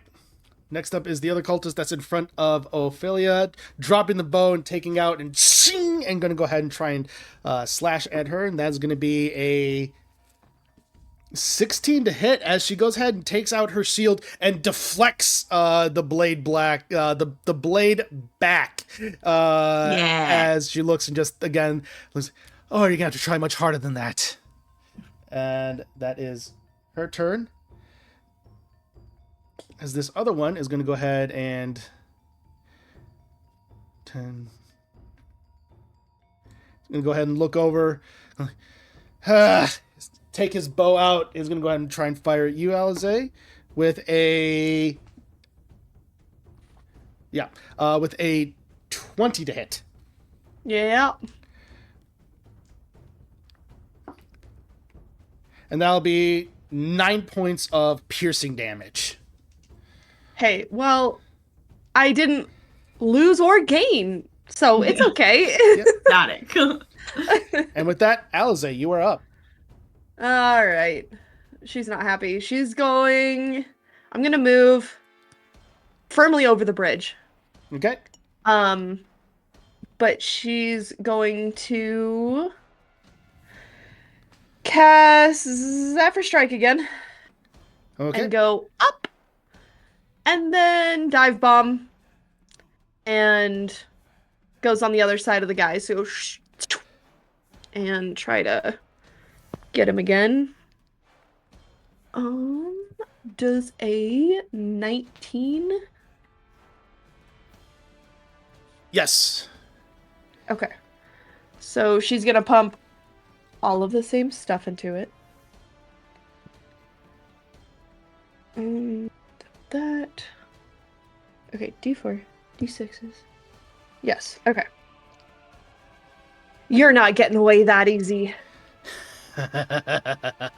You think you'll still save your friend? Oh yeah, we're heroes.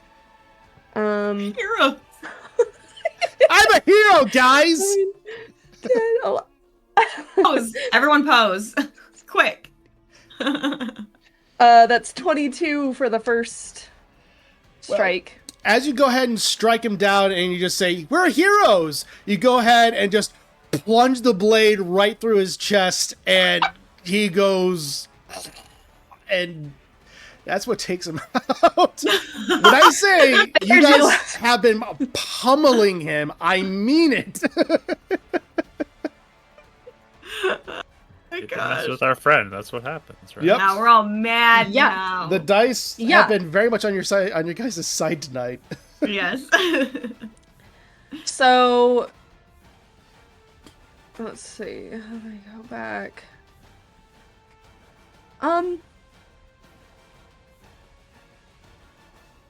I don't imagine. Well, yeah, I have my. Can I still shoot? Or no, I have to use my sword, right? Can I shoot this other guy? Excuse me. I should be able to. Technically, you can drop the weapon and then shoot as a part of the action. Technically. Oh, I have to drop my sword? You have dropping a sword. Yes, you have to drop the sword. Oh, I'm not doing that. Notice that's what I've been having all my enemies been doing. That they've been dropping and then picking up. I have not noticed that, but good to know. Almost all of them have been doing that. Okay. She's not gonna do that. Yeah, so she's just gonna stay where she is. And, yeah. All right. So that's your turn then, and Ophelia is up. She's just continuing to grin. She's going to go ahead and take a first strike, as the first one's going to go ahead and miss, but the second one is... That one... Did right one? Yep. That one is going to go ahead and hit, and she's just going to do a regular attack on this one, and that'll be 8 points of slashing damage. The other one is a ching, goes right across his chest, making sure I'm damaging the right one. And she goes around and just kind of places the blade against his neck. Your leader has fallen. I suggest that you surrender. And with that, that is her turn. Rezavin, you are up. All right. Yeah, do these people seem like they would stop, or are they continuing to fight with their leader fallen? I think you can go ahead and make an insight check on that one. Sure. Like, seeing him down. Yeah, reading their body language. Where's my insight? +5, so 20. 20. You could definitely tell that they've been rattled with their leader being taken out really quickly, especially with Alize standing there. So they are definitely rattled at the apparent skill of you as adventurers. Okay. So I think with that, I will once more blessing of the Raven Queen to like the center point here, where I can see all of them, and just have my bow ready. And we're ready in action to take any shot of any aggressive motions towards any of us. So whoever makes an aggressive action towards one of our people, and just kind of be like, surrender, as I stand there ready in action. All right, so you're ready in action, and you're telling them to surrender? Just making sure? I'm telling them to surrender. All right, Yes. I'll say in that instance, go ahead and make for me an intimidation check with advantage. It's like the blank stare, surrender. The blank stare, this dude just bamfed, and then also the leader's taken out. There's plenty of reasons for advantage. Yeah, it's great. I love it. 16. 16. Okay, I'm going to go ahead and write that down.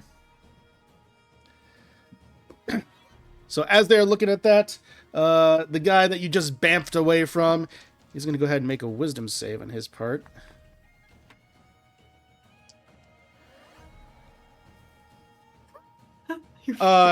He looks at you and just scowls. He is resilient. I've never had this happen before. I rolled double nat 20s. No. Hey! That's crazy. I have never had rolling them together. I've never had that happen before. That is crazy. He's locked in. He's locked in. That'll be the title of the episode. Title. Sure, Yeah, locked in. locked We'll in. just call it- Please. but as you look at that, and he rushes you. So go ahead and take the shot as he's rushing. Yep. That is 23 to hit. Oh, you very much hit. Yeah. 24 to hit, actually. I keep thinking I have one less. This is no sneak attack on this one, so No. 6. 6. That is okay.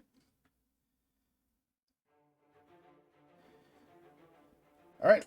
He's going to go ahead and rush on up. He's going to go ahead and take a swipe at you, Rezavin, and that's going to miss as he just gets knocked off on his path with taking an arrow right to like the shoulder blade, and unfortunately that just messes up his step as he goes wide, and you manages to dodge out of the way as he telegraphs his attack.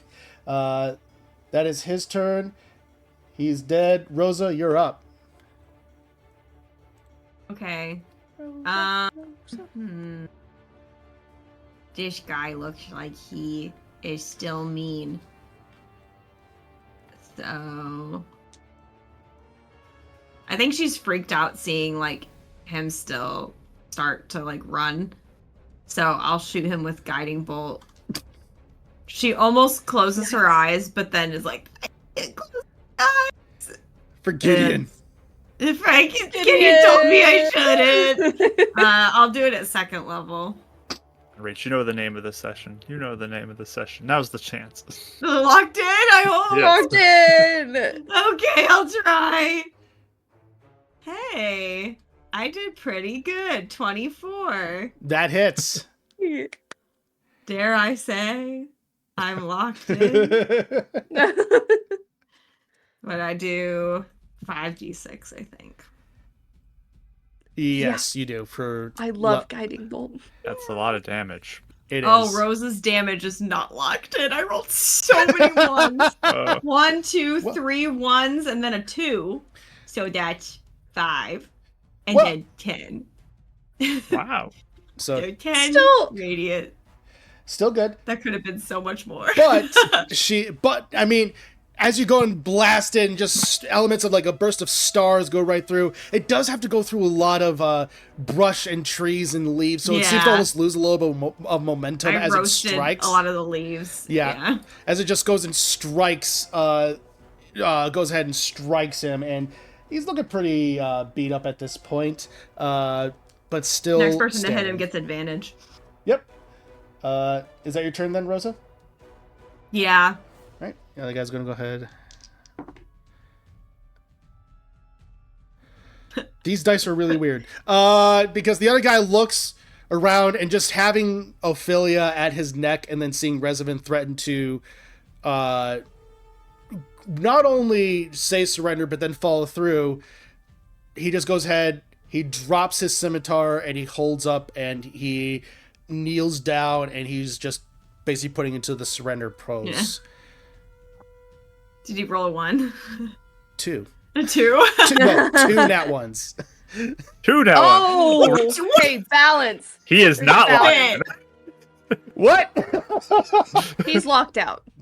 That's Yeah. crazy. That's why I'm like, these dice are weird. Anyway, What is this session? I don't know, man. So that is his Flower turn. picking? For all, with that, Alza, you are up. Let's see. I'm right. Yeah, I can get to that guy. She's gonna zip over. And she's gonna look at him and be like, still not giving in. Never. Okay. And she's going to strike him. Let's see. Nose upper strike this time. Oh, and I get advantage, right? This is the first of the strikes? Yes, you get Okay. advantage on him. Good, because the first one was a 1. This is a dirty 20. All right, that hits. Cool. And she's going to dreadful strike this. 9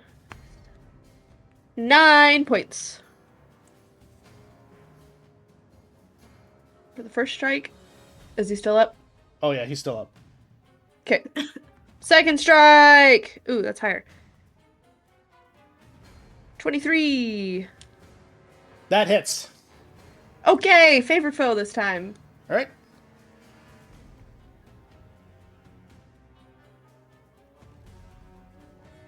Oh, no, I can't because it's the first time you on each of your turns yes. that you hit favorite foe, so I can't use it on this one. That's fine. I'm just not gonna use it. Okay, so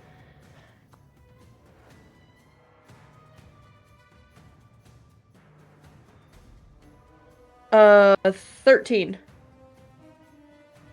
Okay. Whew. He is still up, but he's looking really rough. You might want to keep thinking about your answer there. I will die for my queen. Good. Right. So, with that, Ophelia, seeing that this other guy is surrendering, is going to go ahead and rush on over to here. Is going to go ahead and take a swing. That is going to be a 22 to hit, so that'll hit. She'll go ahead and pump a smite into this one. Why not? Yeah. And that'll go ahead and be 15 points of damage total to... And that'll go ahead and... Nice. And she just rushes on up and strikes across his chest. And the second one, she's going to make a second attack. And the second attack's actually going to hit. And that'll only be 8 points of slashing damage. But he is looking really rough at this point. And that will go ahead and get to the Revenant. You are up. Did that one guy surrender? Who she attacked? Because I didn't think he had a turn. So I don't know what he did. Yep.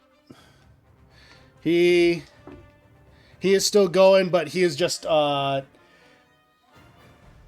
panicked. He's just panicked at this moment. Just going. He's not necessarily. He's in a very weird state. He rolled middling, so he's not in a state of surrender or attacking at this point. He's just looking around, just panicked on what to do. Okay. How's his health looking right now? I'll say at Not that too point, bad because he hasn't been touched, right? No, he just got wailed on by Ophelia. Just that though, right? He got hit before by you from your phantom thing at the very beginning. Oh, yes. So he's, just by looking at him, he's looking pretty beat up at this point. Okay. Well, I'm going to disengage with my bonus action to step back to here. Okay. And as I do that, I'm going to shoot him Okay. as I'm stepping away.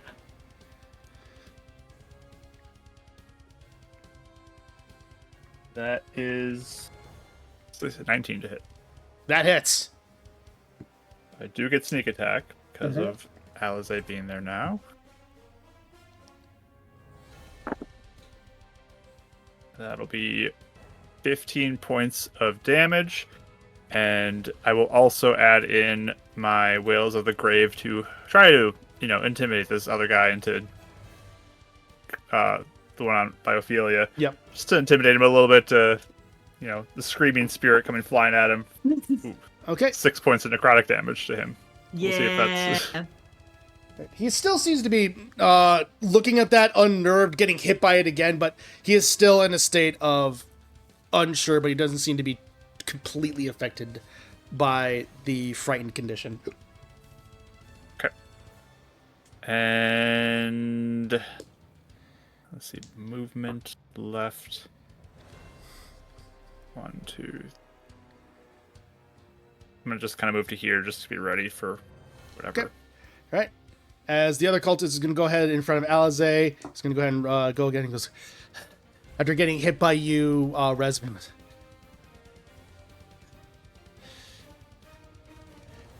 He kind of looks at his scimitar and he goes, he kind of just throws it on down onto the ground. He goes, fine. Insight check. All right, go ahead.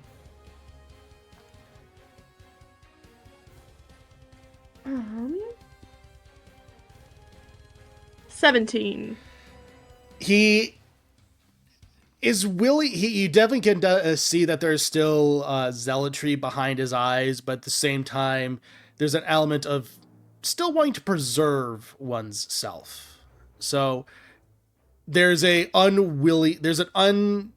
doing this, but he doesn't necessarily want to. Okay. No trickery. And with that, Rosa, you are up. Okay.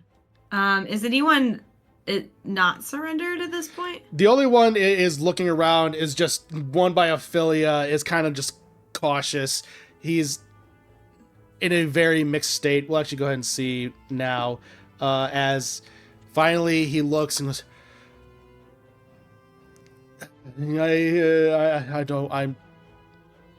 I say I'm the only one. And with that, Social pressure, it'll get Basically. you every time. he's able to go ahead. He calms himself, and the battlefield does come to a bit of a calm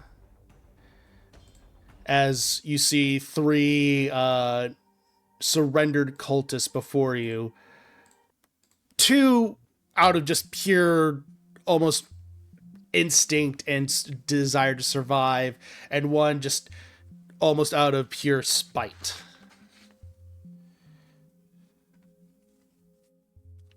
Okay. Yeah. She's like clutching her staff as she like kind of like peeks out from the tree.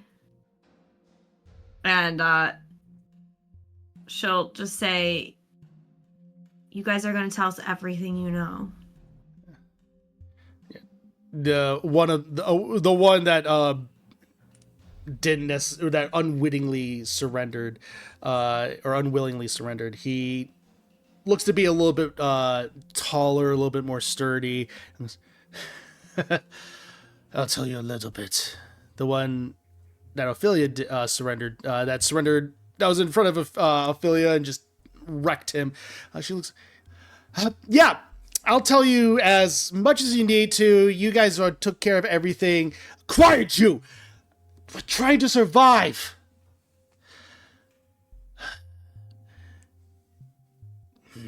Yeah, As he looks I'm around, listening.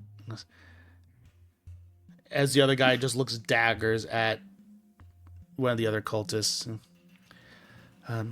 My name's Jackson. To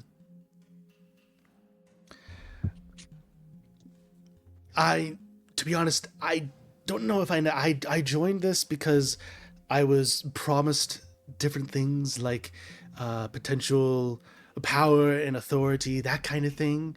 It seemed really good. It seemed like a really good calling, that because out of everything I was facing. So I don't necessarily have any stakes in this. Yeah, I want to inside that. Yeah, go ahead. Yeah. Oh, I got a 1. I'm too focused on trying to be tough. Yeah. 14. Rosa, yeah, just too focused on trying to be like the bad cop. It's very much like Superman trying to be a bad cop. It just doesn't necessarily. I'm just trying not to cry, to be honest. Fair enough. Yeah, fair enough. Alize, as you can tell, Jackson, he seems to be fairly forthright with his information. He is terrified of you guys, but also of his compatriot that's just staring daggers at him. He seems is trying to provide as much information as he can because he knows either way he's probably dead in some capacity. And who's Mr. Dagger Stare over here? He listens. He goes, Jason. Who was the leader that was killed? He looks over and goes, his name was Steven. Or Stefan. Steph. There's a... Just kidding. So what was the point of this? Don't you say anything. They're gonna kill us either way. Or if we don't, and then you're maybe gonna kill me, saying, I will. How about we don't let him kill you? Does that sound like a good deal? Or we can get the purple dragon knights, they're just around the corner waiting for our signal, so... Make a deception check. Okay. And I will just say I'm standing there, steady aimed, bow ready to shoot at anybody. Fair enough. Action. 21. They all, at that moment, Jason seems to just clam up at that. He goes, "Oh, the Purple Dragon Knights. Oh, that's great. So we can either, try to help cut some sort of a deal to make your sentence a little lighter. You will have to face something, and you can be helpful with it. Or you'll find yourself like your dear old leader up there. Not by our hands, though. I'm sure there have other ways for justice." Says, I don't know much of what this was for, to be honest. Stefan, he knew more details, but what we did know is that we were supposed to target someone within Marsenber, a very important figure, apparently, as it means to almost send a message. Did you know who? I believe his name was Gideon. And what was the point of that? Using that? And I'll point to the flame. That was a means to try and enhance magic. Stefan used some sort of gem and put it within the flame itself as a means to almost try and enhance the spell that he was casting. Do you know what the gem Hence- was? I believed he called it a soul gem.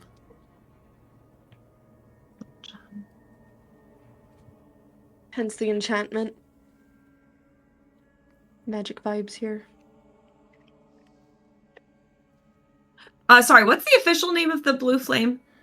1 second. I believe it was just a arcane flame. I'll double check. Yeah, okay. Yeah. Arcane fire. Nope, not that, because that's probably trademarked. Oh. That's a band. Oh, is it? Yep. Or they might be Arcade Fire, but yeah.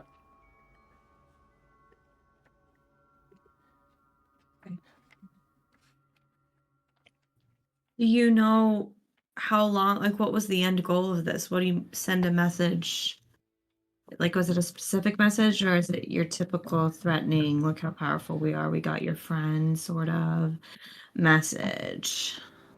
We got a message from Stefan. He got a message from the head of our cult, one of our leaders, or even like the head of our order, that to do this, to kind of send a message that apparently you all can be targeted.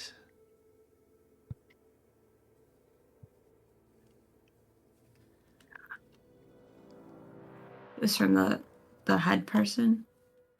I have her name somewhere. I'm just trying to find it. Oh, yeah. Grace told it to us. That was so long ago. It's weird. I'm like scrolling up so much. Oh, Cyril? Was it Cyril? Yes, I believe that's her name. I don't have much interaction with the higher ups, but that name sounds familiar. Oh, you see Jason, he's just clenching his fist at this point. Jason, do you have anything to add? Do you want to share with the class? No.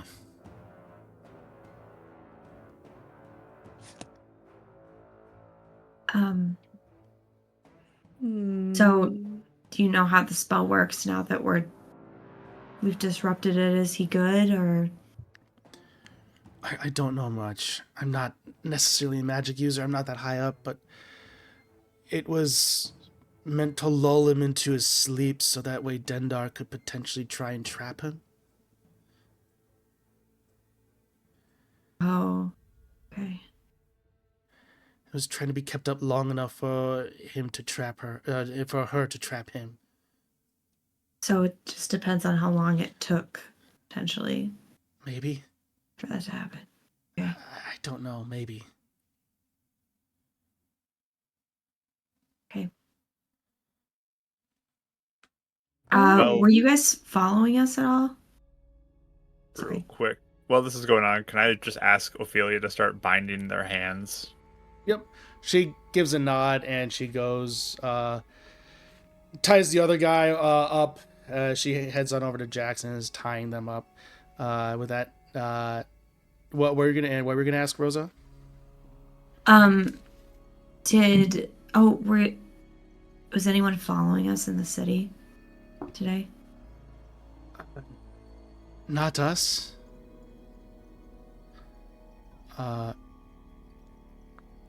We had a contact within the and at the moment he says contact, Ophelia tries to go ahead and is basically right behind Jason as he's trying to go ahead and she's trying to bind him, but he throws her back and just starts to lunge toward Jackson. Reservin, go ahead and make an attack. Yeah! Shoot! Yeah, I've been steady aiming every time, too, Yep. for the advantage. Well, and if he's in front of me still. Well, we're gonna go ahead and take Reservin Yeah. real quick. 22 to hit. That hits. Oh, wow. 19 points of piercing As you go damage. ahead and do so, he lunges right on up, and the moment that happens, as Ophelia just hits the ground, giving you a clear shot as you go right through, and just again, the arrow just goes right through the neck and just sticks on the other side, and just goes, and he just collapses onto the ground. And Jackson goes, "Ha!" Jason making bad choices over here. Jackson saw his life flash before his eyes. Yeah, and his companion is now dead before him. He goes, there's some contact in the city. Again, I don't know much. I'm only told to come here and defend Stefan as he is performing this ritual. Apparently, Cyril and some other person was working together.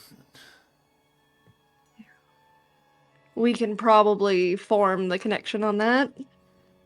Some other person. Do you know anything else? Any details? I really don't. We know some magical folk. Might be the head war wizard.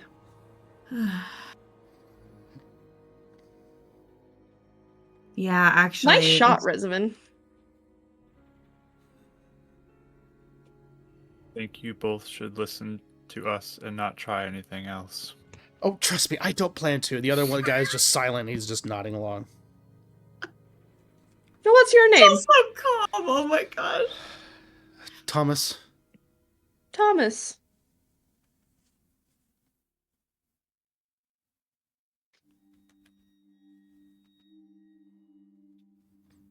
Do you know if does the purple dragonite sound familiar when it comes to the contact or no? No, nothing like that. Okay. Excuse me.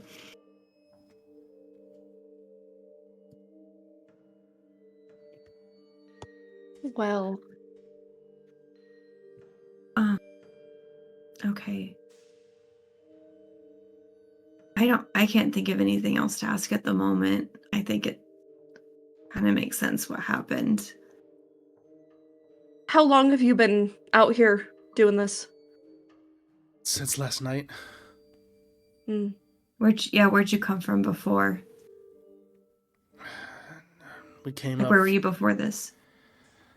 We came up from one of the northern cities of Cormier. I believe it was Arabelle. Is there a lot of activity there by your people? Some, but there's more activity on the Dragon Coast. Okay. How long have you been with them? Only a few months. I'm fairly Thomas, new. you too? Thomas gives a nod. I'm just pretty new to this. And we Great voice for learned him. don't get involved with cult activity. Well, it's kind of Don't know hard. why you. It's Uh-huh. kind of hard when you really just see nothing else, and then finally someone gives you a little bit of potential hope to get out of your situation, and you can latch onto something. I understand that sentiment. However,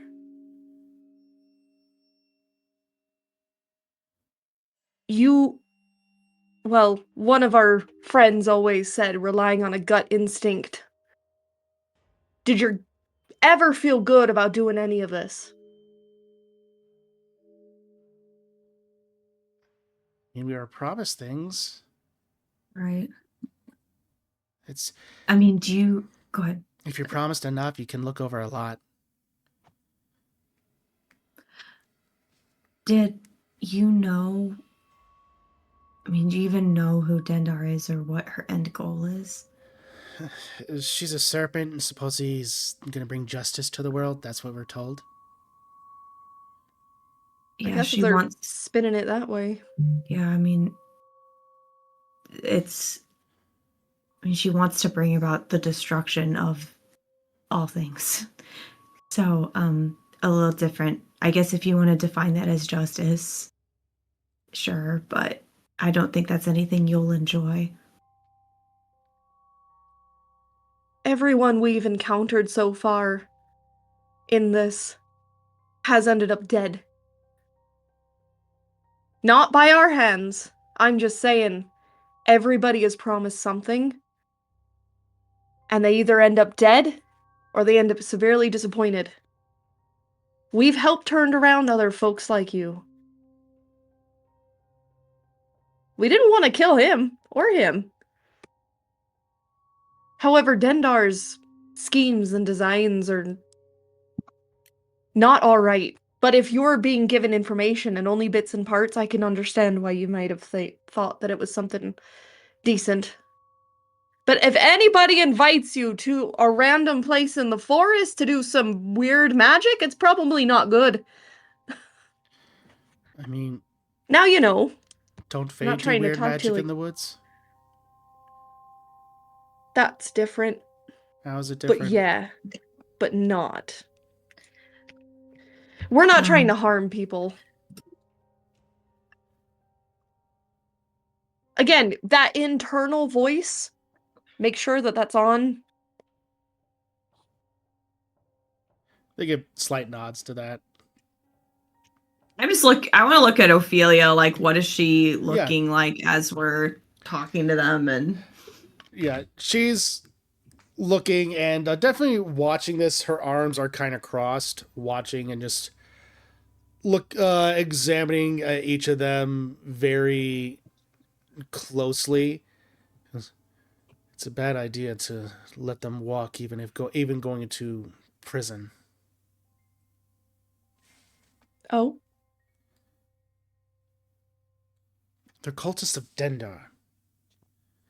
Either A, they're going to be set free, or B, they're going to be killed.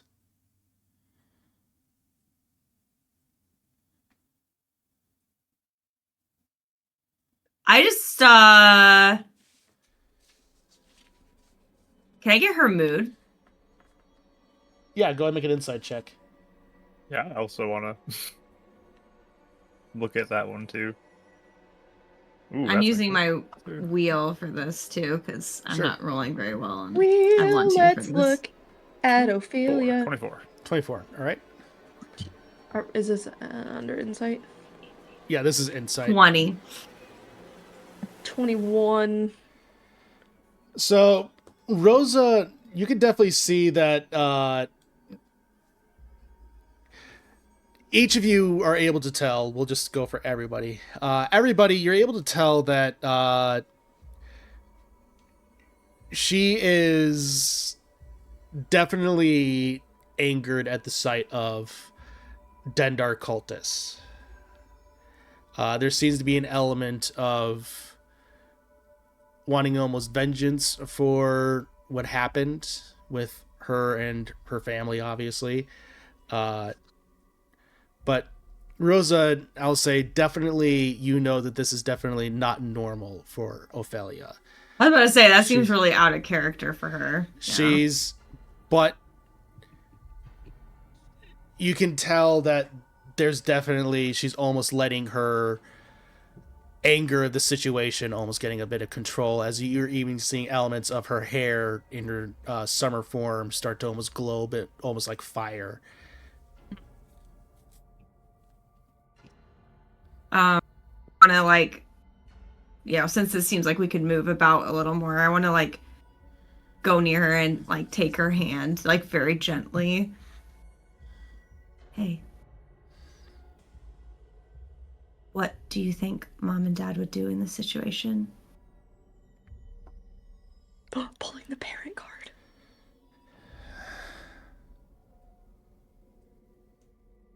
They would let them go. They would show mercy. Yep. I should tell you a story later, but I think it's better not to let your anger the best of you, especially for someone just taken advantage of.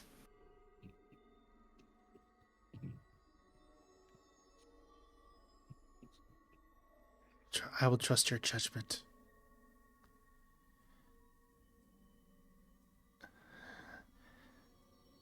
Okay. I don't know if I should be here right now.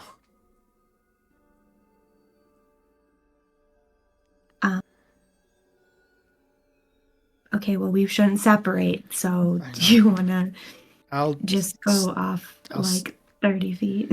I'll stand behind a wall or something. In eyesight of me. Yes. As she walks off, and basically, in a very familiar display, Rosa, to you, where she kind of leans up against one of the ruined walls and then slowly slides down it. You have definitely, I mean, Rosa has done something like this before as well. Yeah. There's an element of, you can read your sister, where there's almost an element of shame in what just happened. Mm-hmm. So, like what she wanted to do. Yeah. Okay. I'll give her a minute, but I'll look to Resvin and Alice and say, okay, how do you want to do this? I think we could should take them back. We could let them go. Justice needs to be served. I think their best chance is to come back with us. Yeah, I'd have to agree. Mm-hmm. I want to look at the two, though, that are down and make sure that they don't have anything on them as well. That could be a danger. Mm-hmm. That's smart. Do you want me to help you? Stefan? Yes, please. Go ahead. Go ahead and make perception checks. Can I check Stefan? Or Sure. did we already do that? No, Okay. You haven't checked any of them yet. Okay. That's what you all are doing right now. So if they're securely bound, I will start looking. Oh, wow. My goodness. That was a good roll, too. Guidance myself as well. 20. 27. Okay, Alice. 22. On fire tonight, guys. All right. I know. As you're looking, you definitely see that, Stefan, he seems to be wearing a breastplate as well. It seems to be a magical breastplate. You can't tell what enchantment is just looking at it. You can definitely see runes around it. He has the necklace of Dendar, components for spells, and it looks to be daggers, basically. Nothing else really of note. Excuse me. It looks like the Jason, is wearing what looks to be studded leather armor and also appears to be magical. Again, runes, can't necessarily tell exactly what enchantment is on it, but just seems to have standard Dendar garb and a short bow as well as scimitar.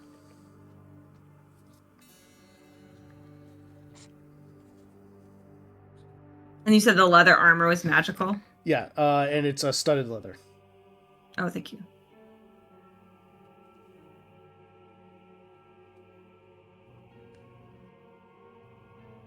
And nothing else was magical? Or Nothing. was the scimitar also? Okay. Nothing else.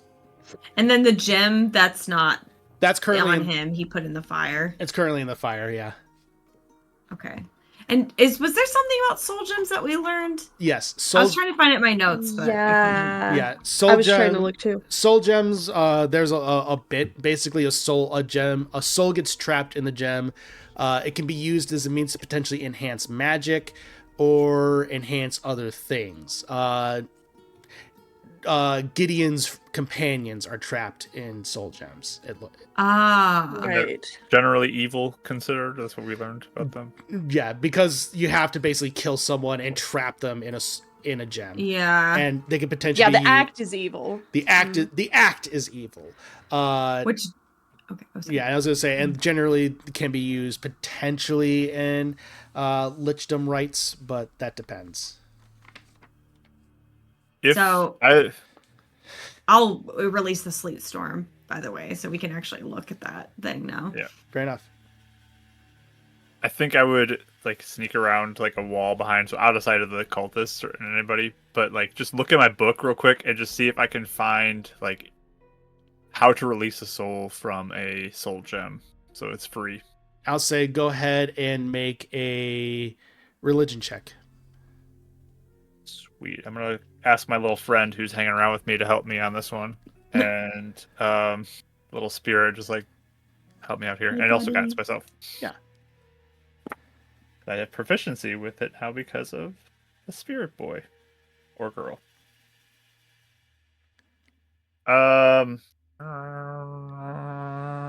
12. As you're kind of examining it, you can't really find exactly where it talks about releasing soul gems. At least you can't find it just yet. Especially quickly scanning it. There's a lot to this book. So I'll just close it and just ask Rosa, do you think we should break the soul gem?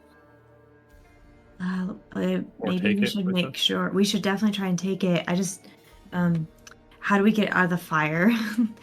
Because it's in there right now.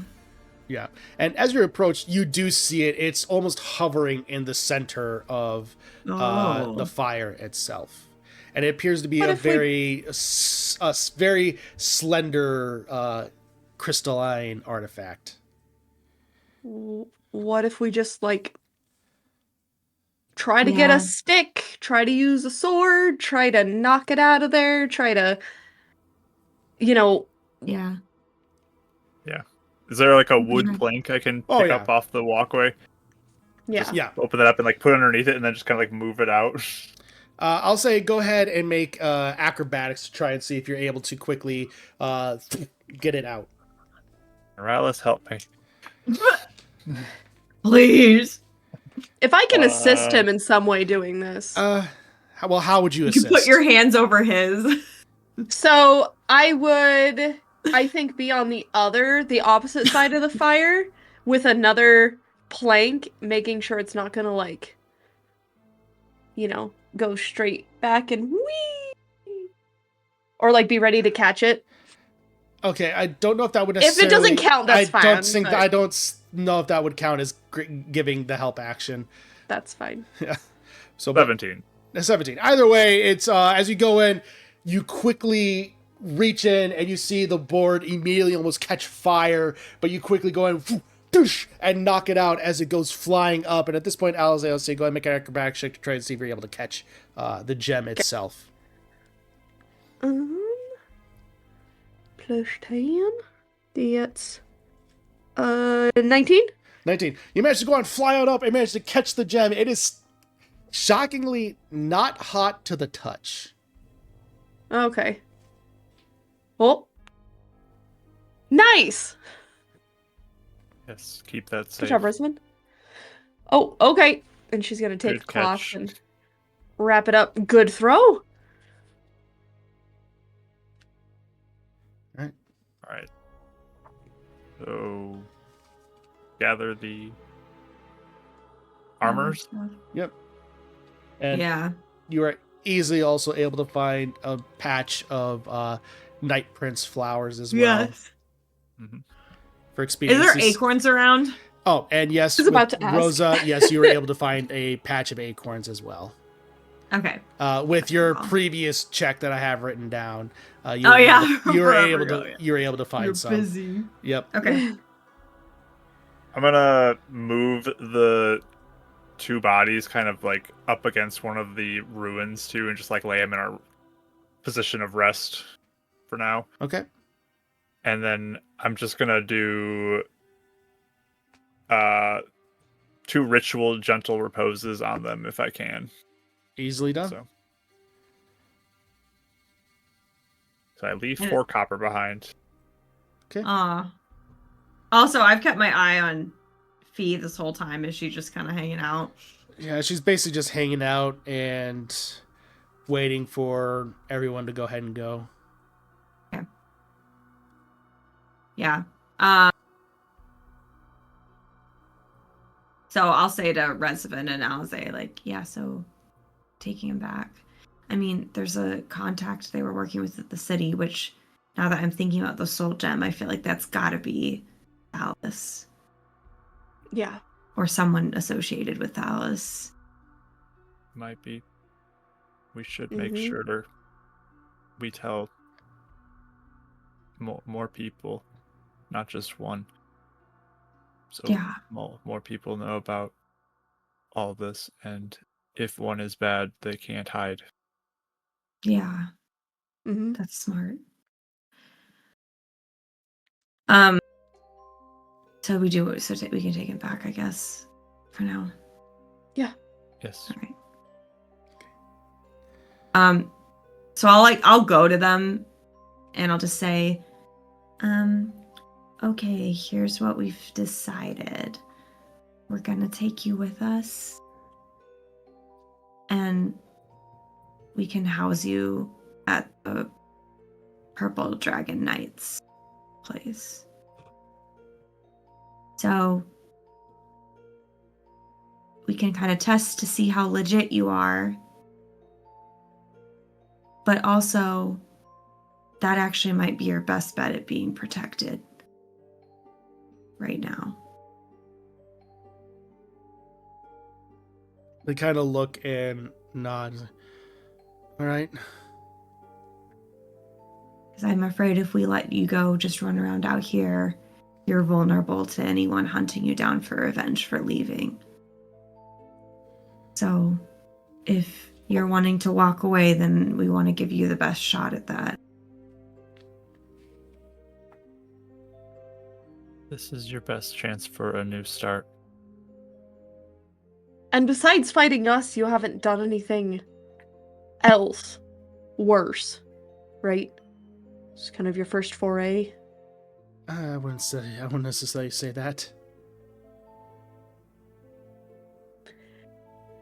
Well, you'll need to be open and honest. But I don't think they can necessarily fault you initially for thinking that this was your only way out. But if you've, murdered and killed a whole bunch of innocent people, then unfortunately, yeah, they're still your better option. With that, We'll do what we can to give you a chance. Yeah. they give slight nods to that. And I guess, very well. Okay, are you ready? They nod. Okay. Right. I'll go get Fee, though. She looks up. Are we ready to go? Mhm. How are you feeling?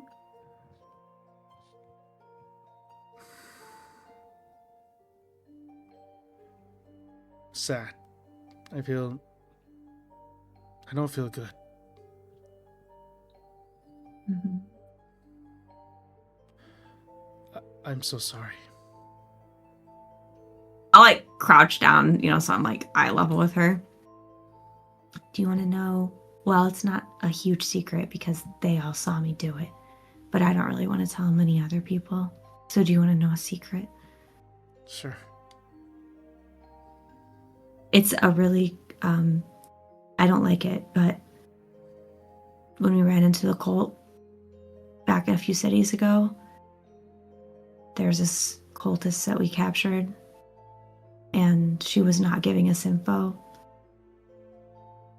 And there was this crown that made you like control what a person said and did. And I made the call to use it on that person because I was so mad and I wanted answers.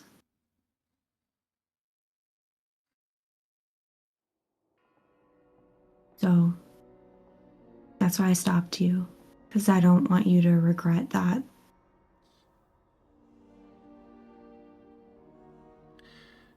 She slowly brings you in for a hug. Yeah, I like put my hand on top of her head. I am so sorry, Rosa, but thank you. I'll always look out for you, Fee. She kind of pulls back a little bit, and I'll look out for you. Yeah, it's okay to be mad, but we just gotta remember who we are. We can't let them change us, because then it's gonna get really ugly.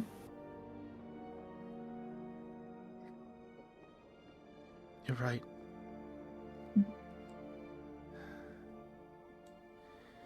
That's what older sisters are for, is learning things the super hard way so then you don't have to. So just remember my really awful thing I did and then don't do it. Okay? She slowly nods at that. All right. You ready? I'm ready. Okay. I like hold up my hand to help her up. She gets back up with you. And as you all then, with the prisoners in tow, make your way back to Marsenber with the ingredients to assist your companion who is in a deep sleep as the night sky starts to fill the region. As we'll go ahead and end tonight's session, as we'll pick up from there and see if this works with a Gideon. Lots of interesting things happening tonight. Curious developments. So you're not going to want to miss what happens next, folks. Got a lot of fun things coming ahead. Stick around. And until next time, everyone, keep being awesome. Cheers. Bye. Hey there. Thank you so much for watching. If you enjoyed this episode, then consider subscribing to be notified when more go live. Thank you to our official artists, Rachel and Dee Lee, for the character art. You can follow them under their socials, Pip400art and Raphaziel, respectively. If you want more D&D actual plays in between Revenants Wake, consider checking out games run by Mark and Mike on Twitch and YouTube under Marquee Gaming and Bardic Dice. And as always, thank you for the royalty-free music done by Kevin MacLeod, Ivan Dutch, Critical Role, and the Dungeon Playlist. Links to everything in the description below. And with that, we'll see you all next time.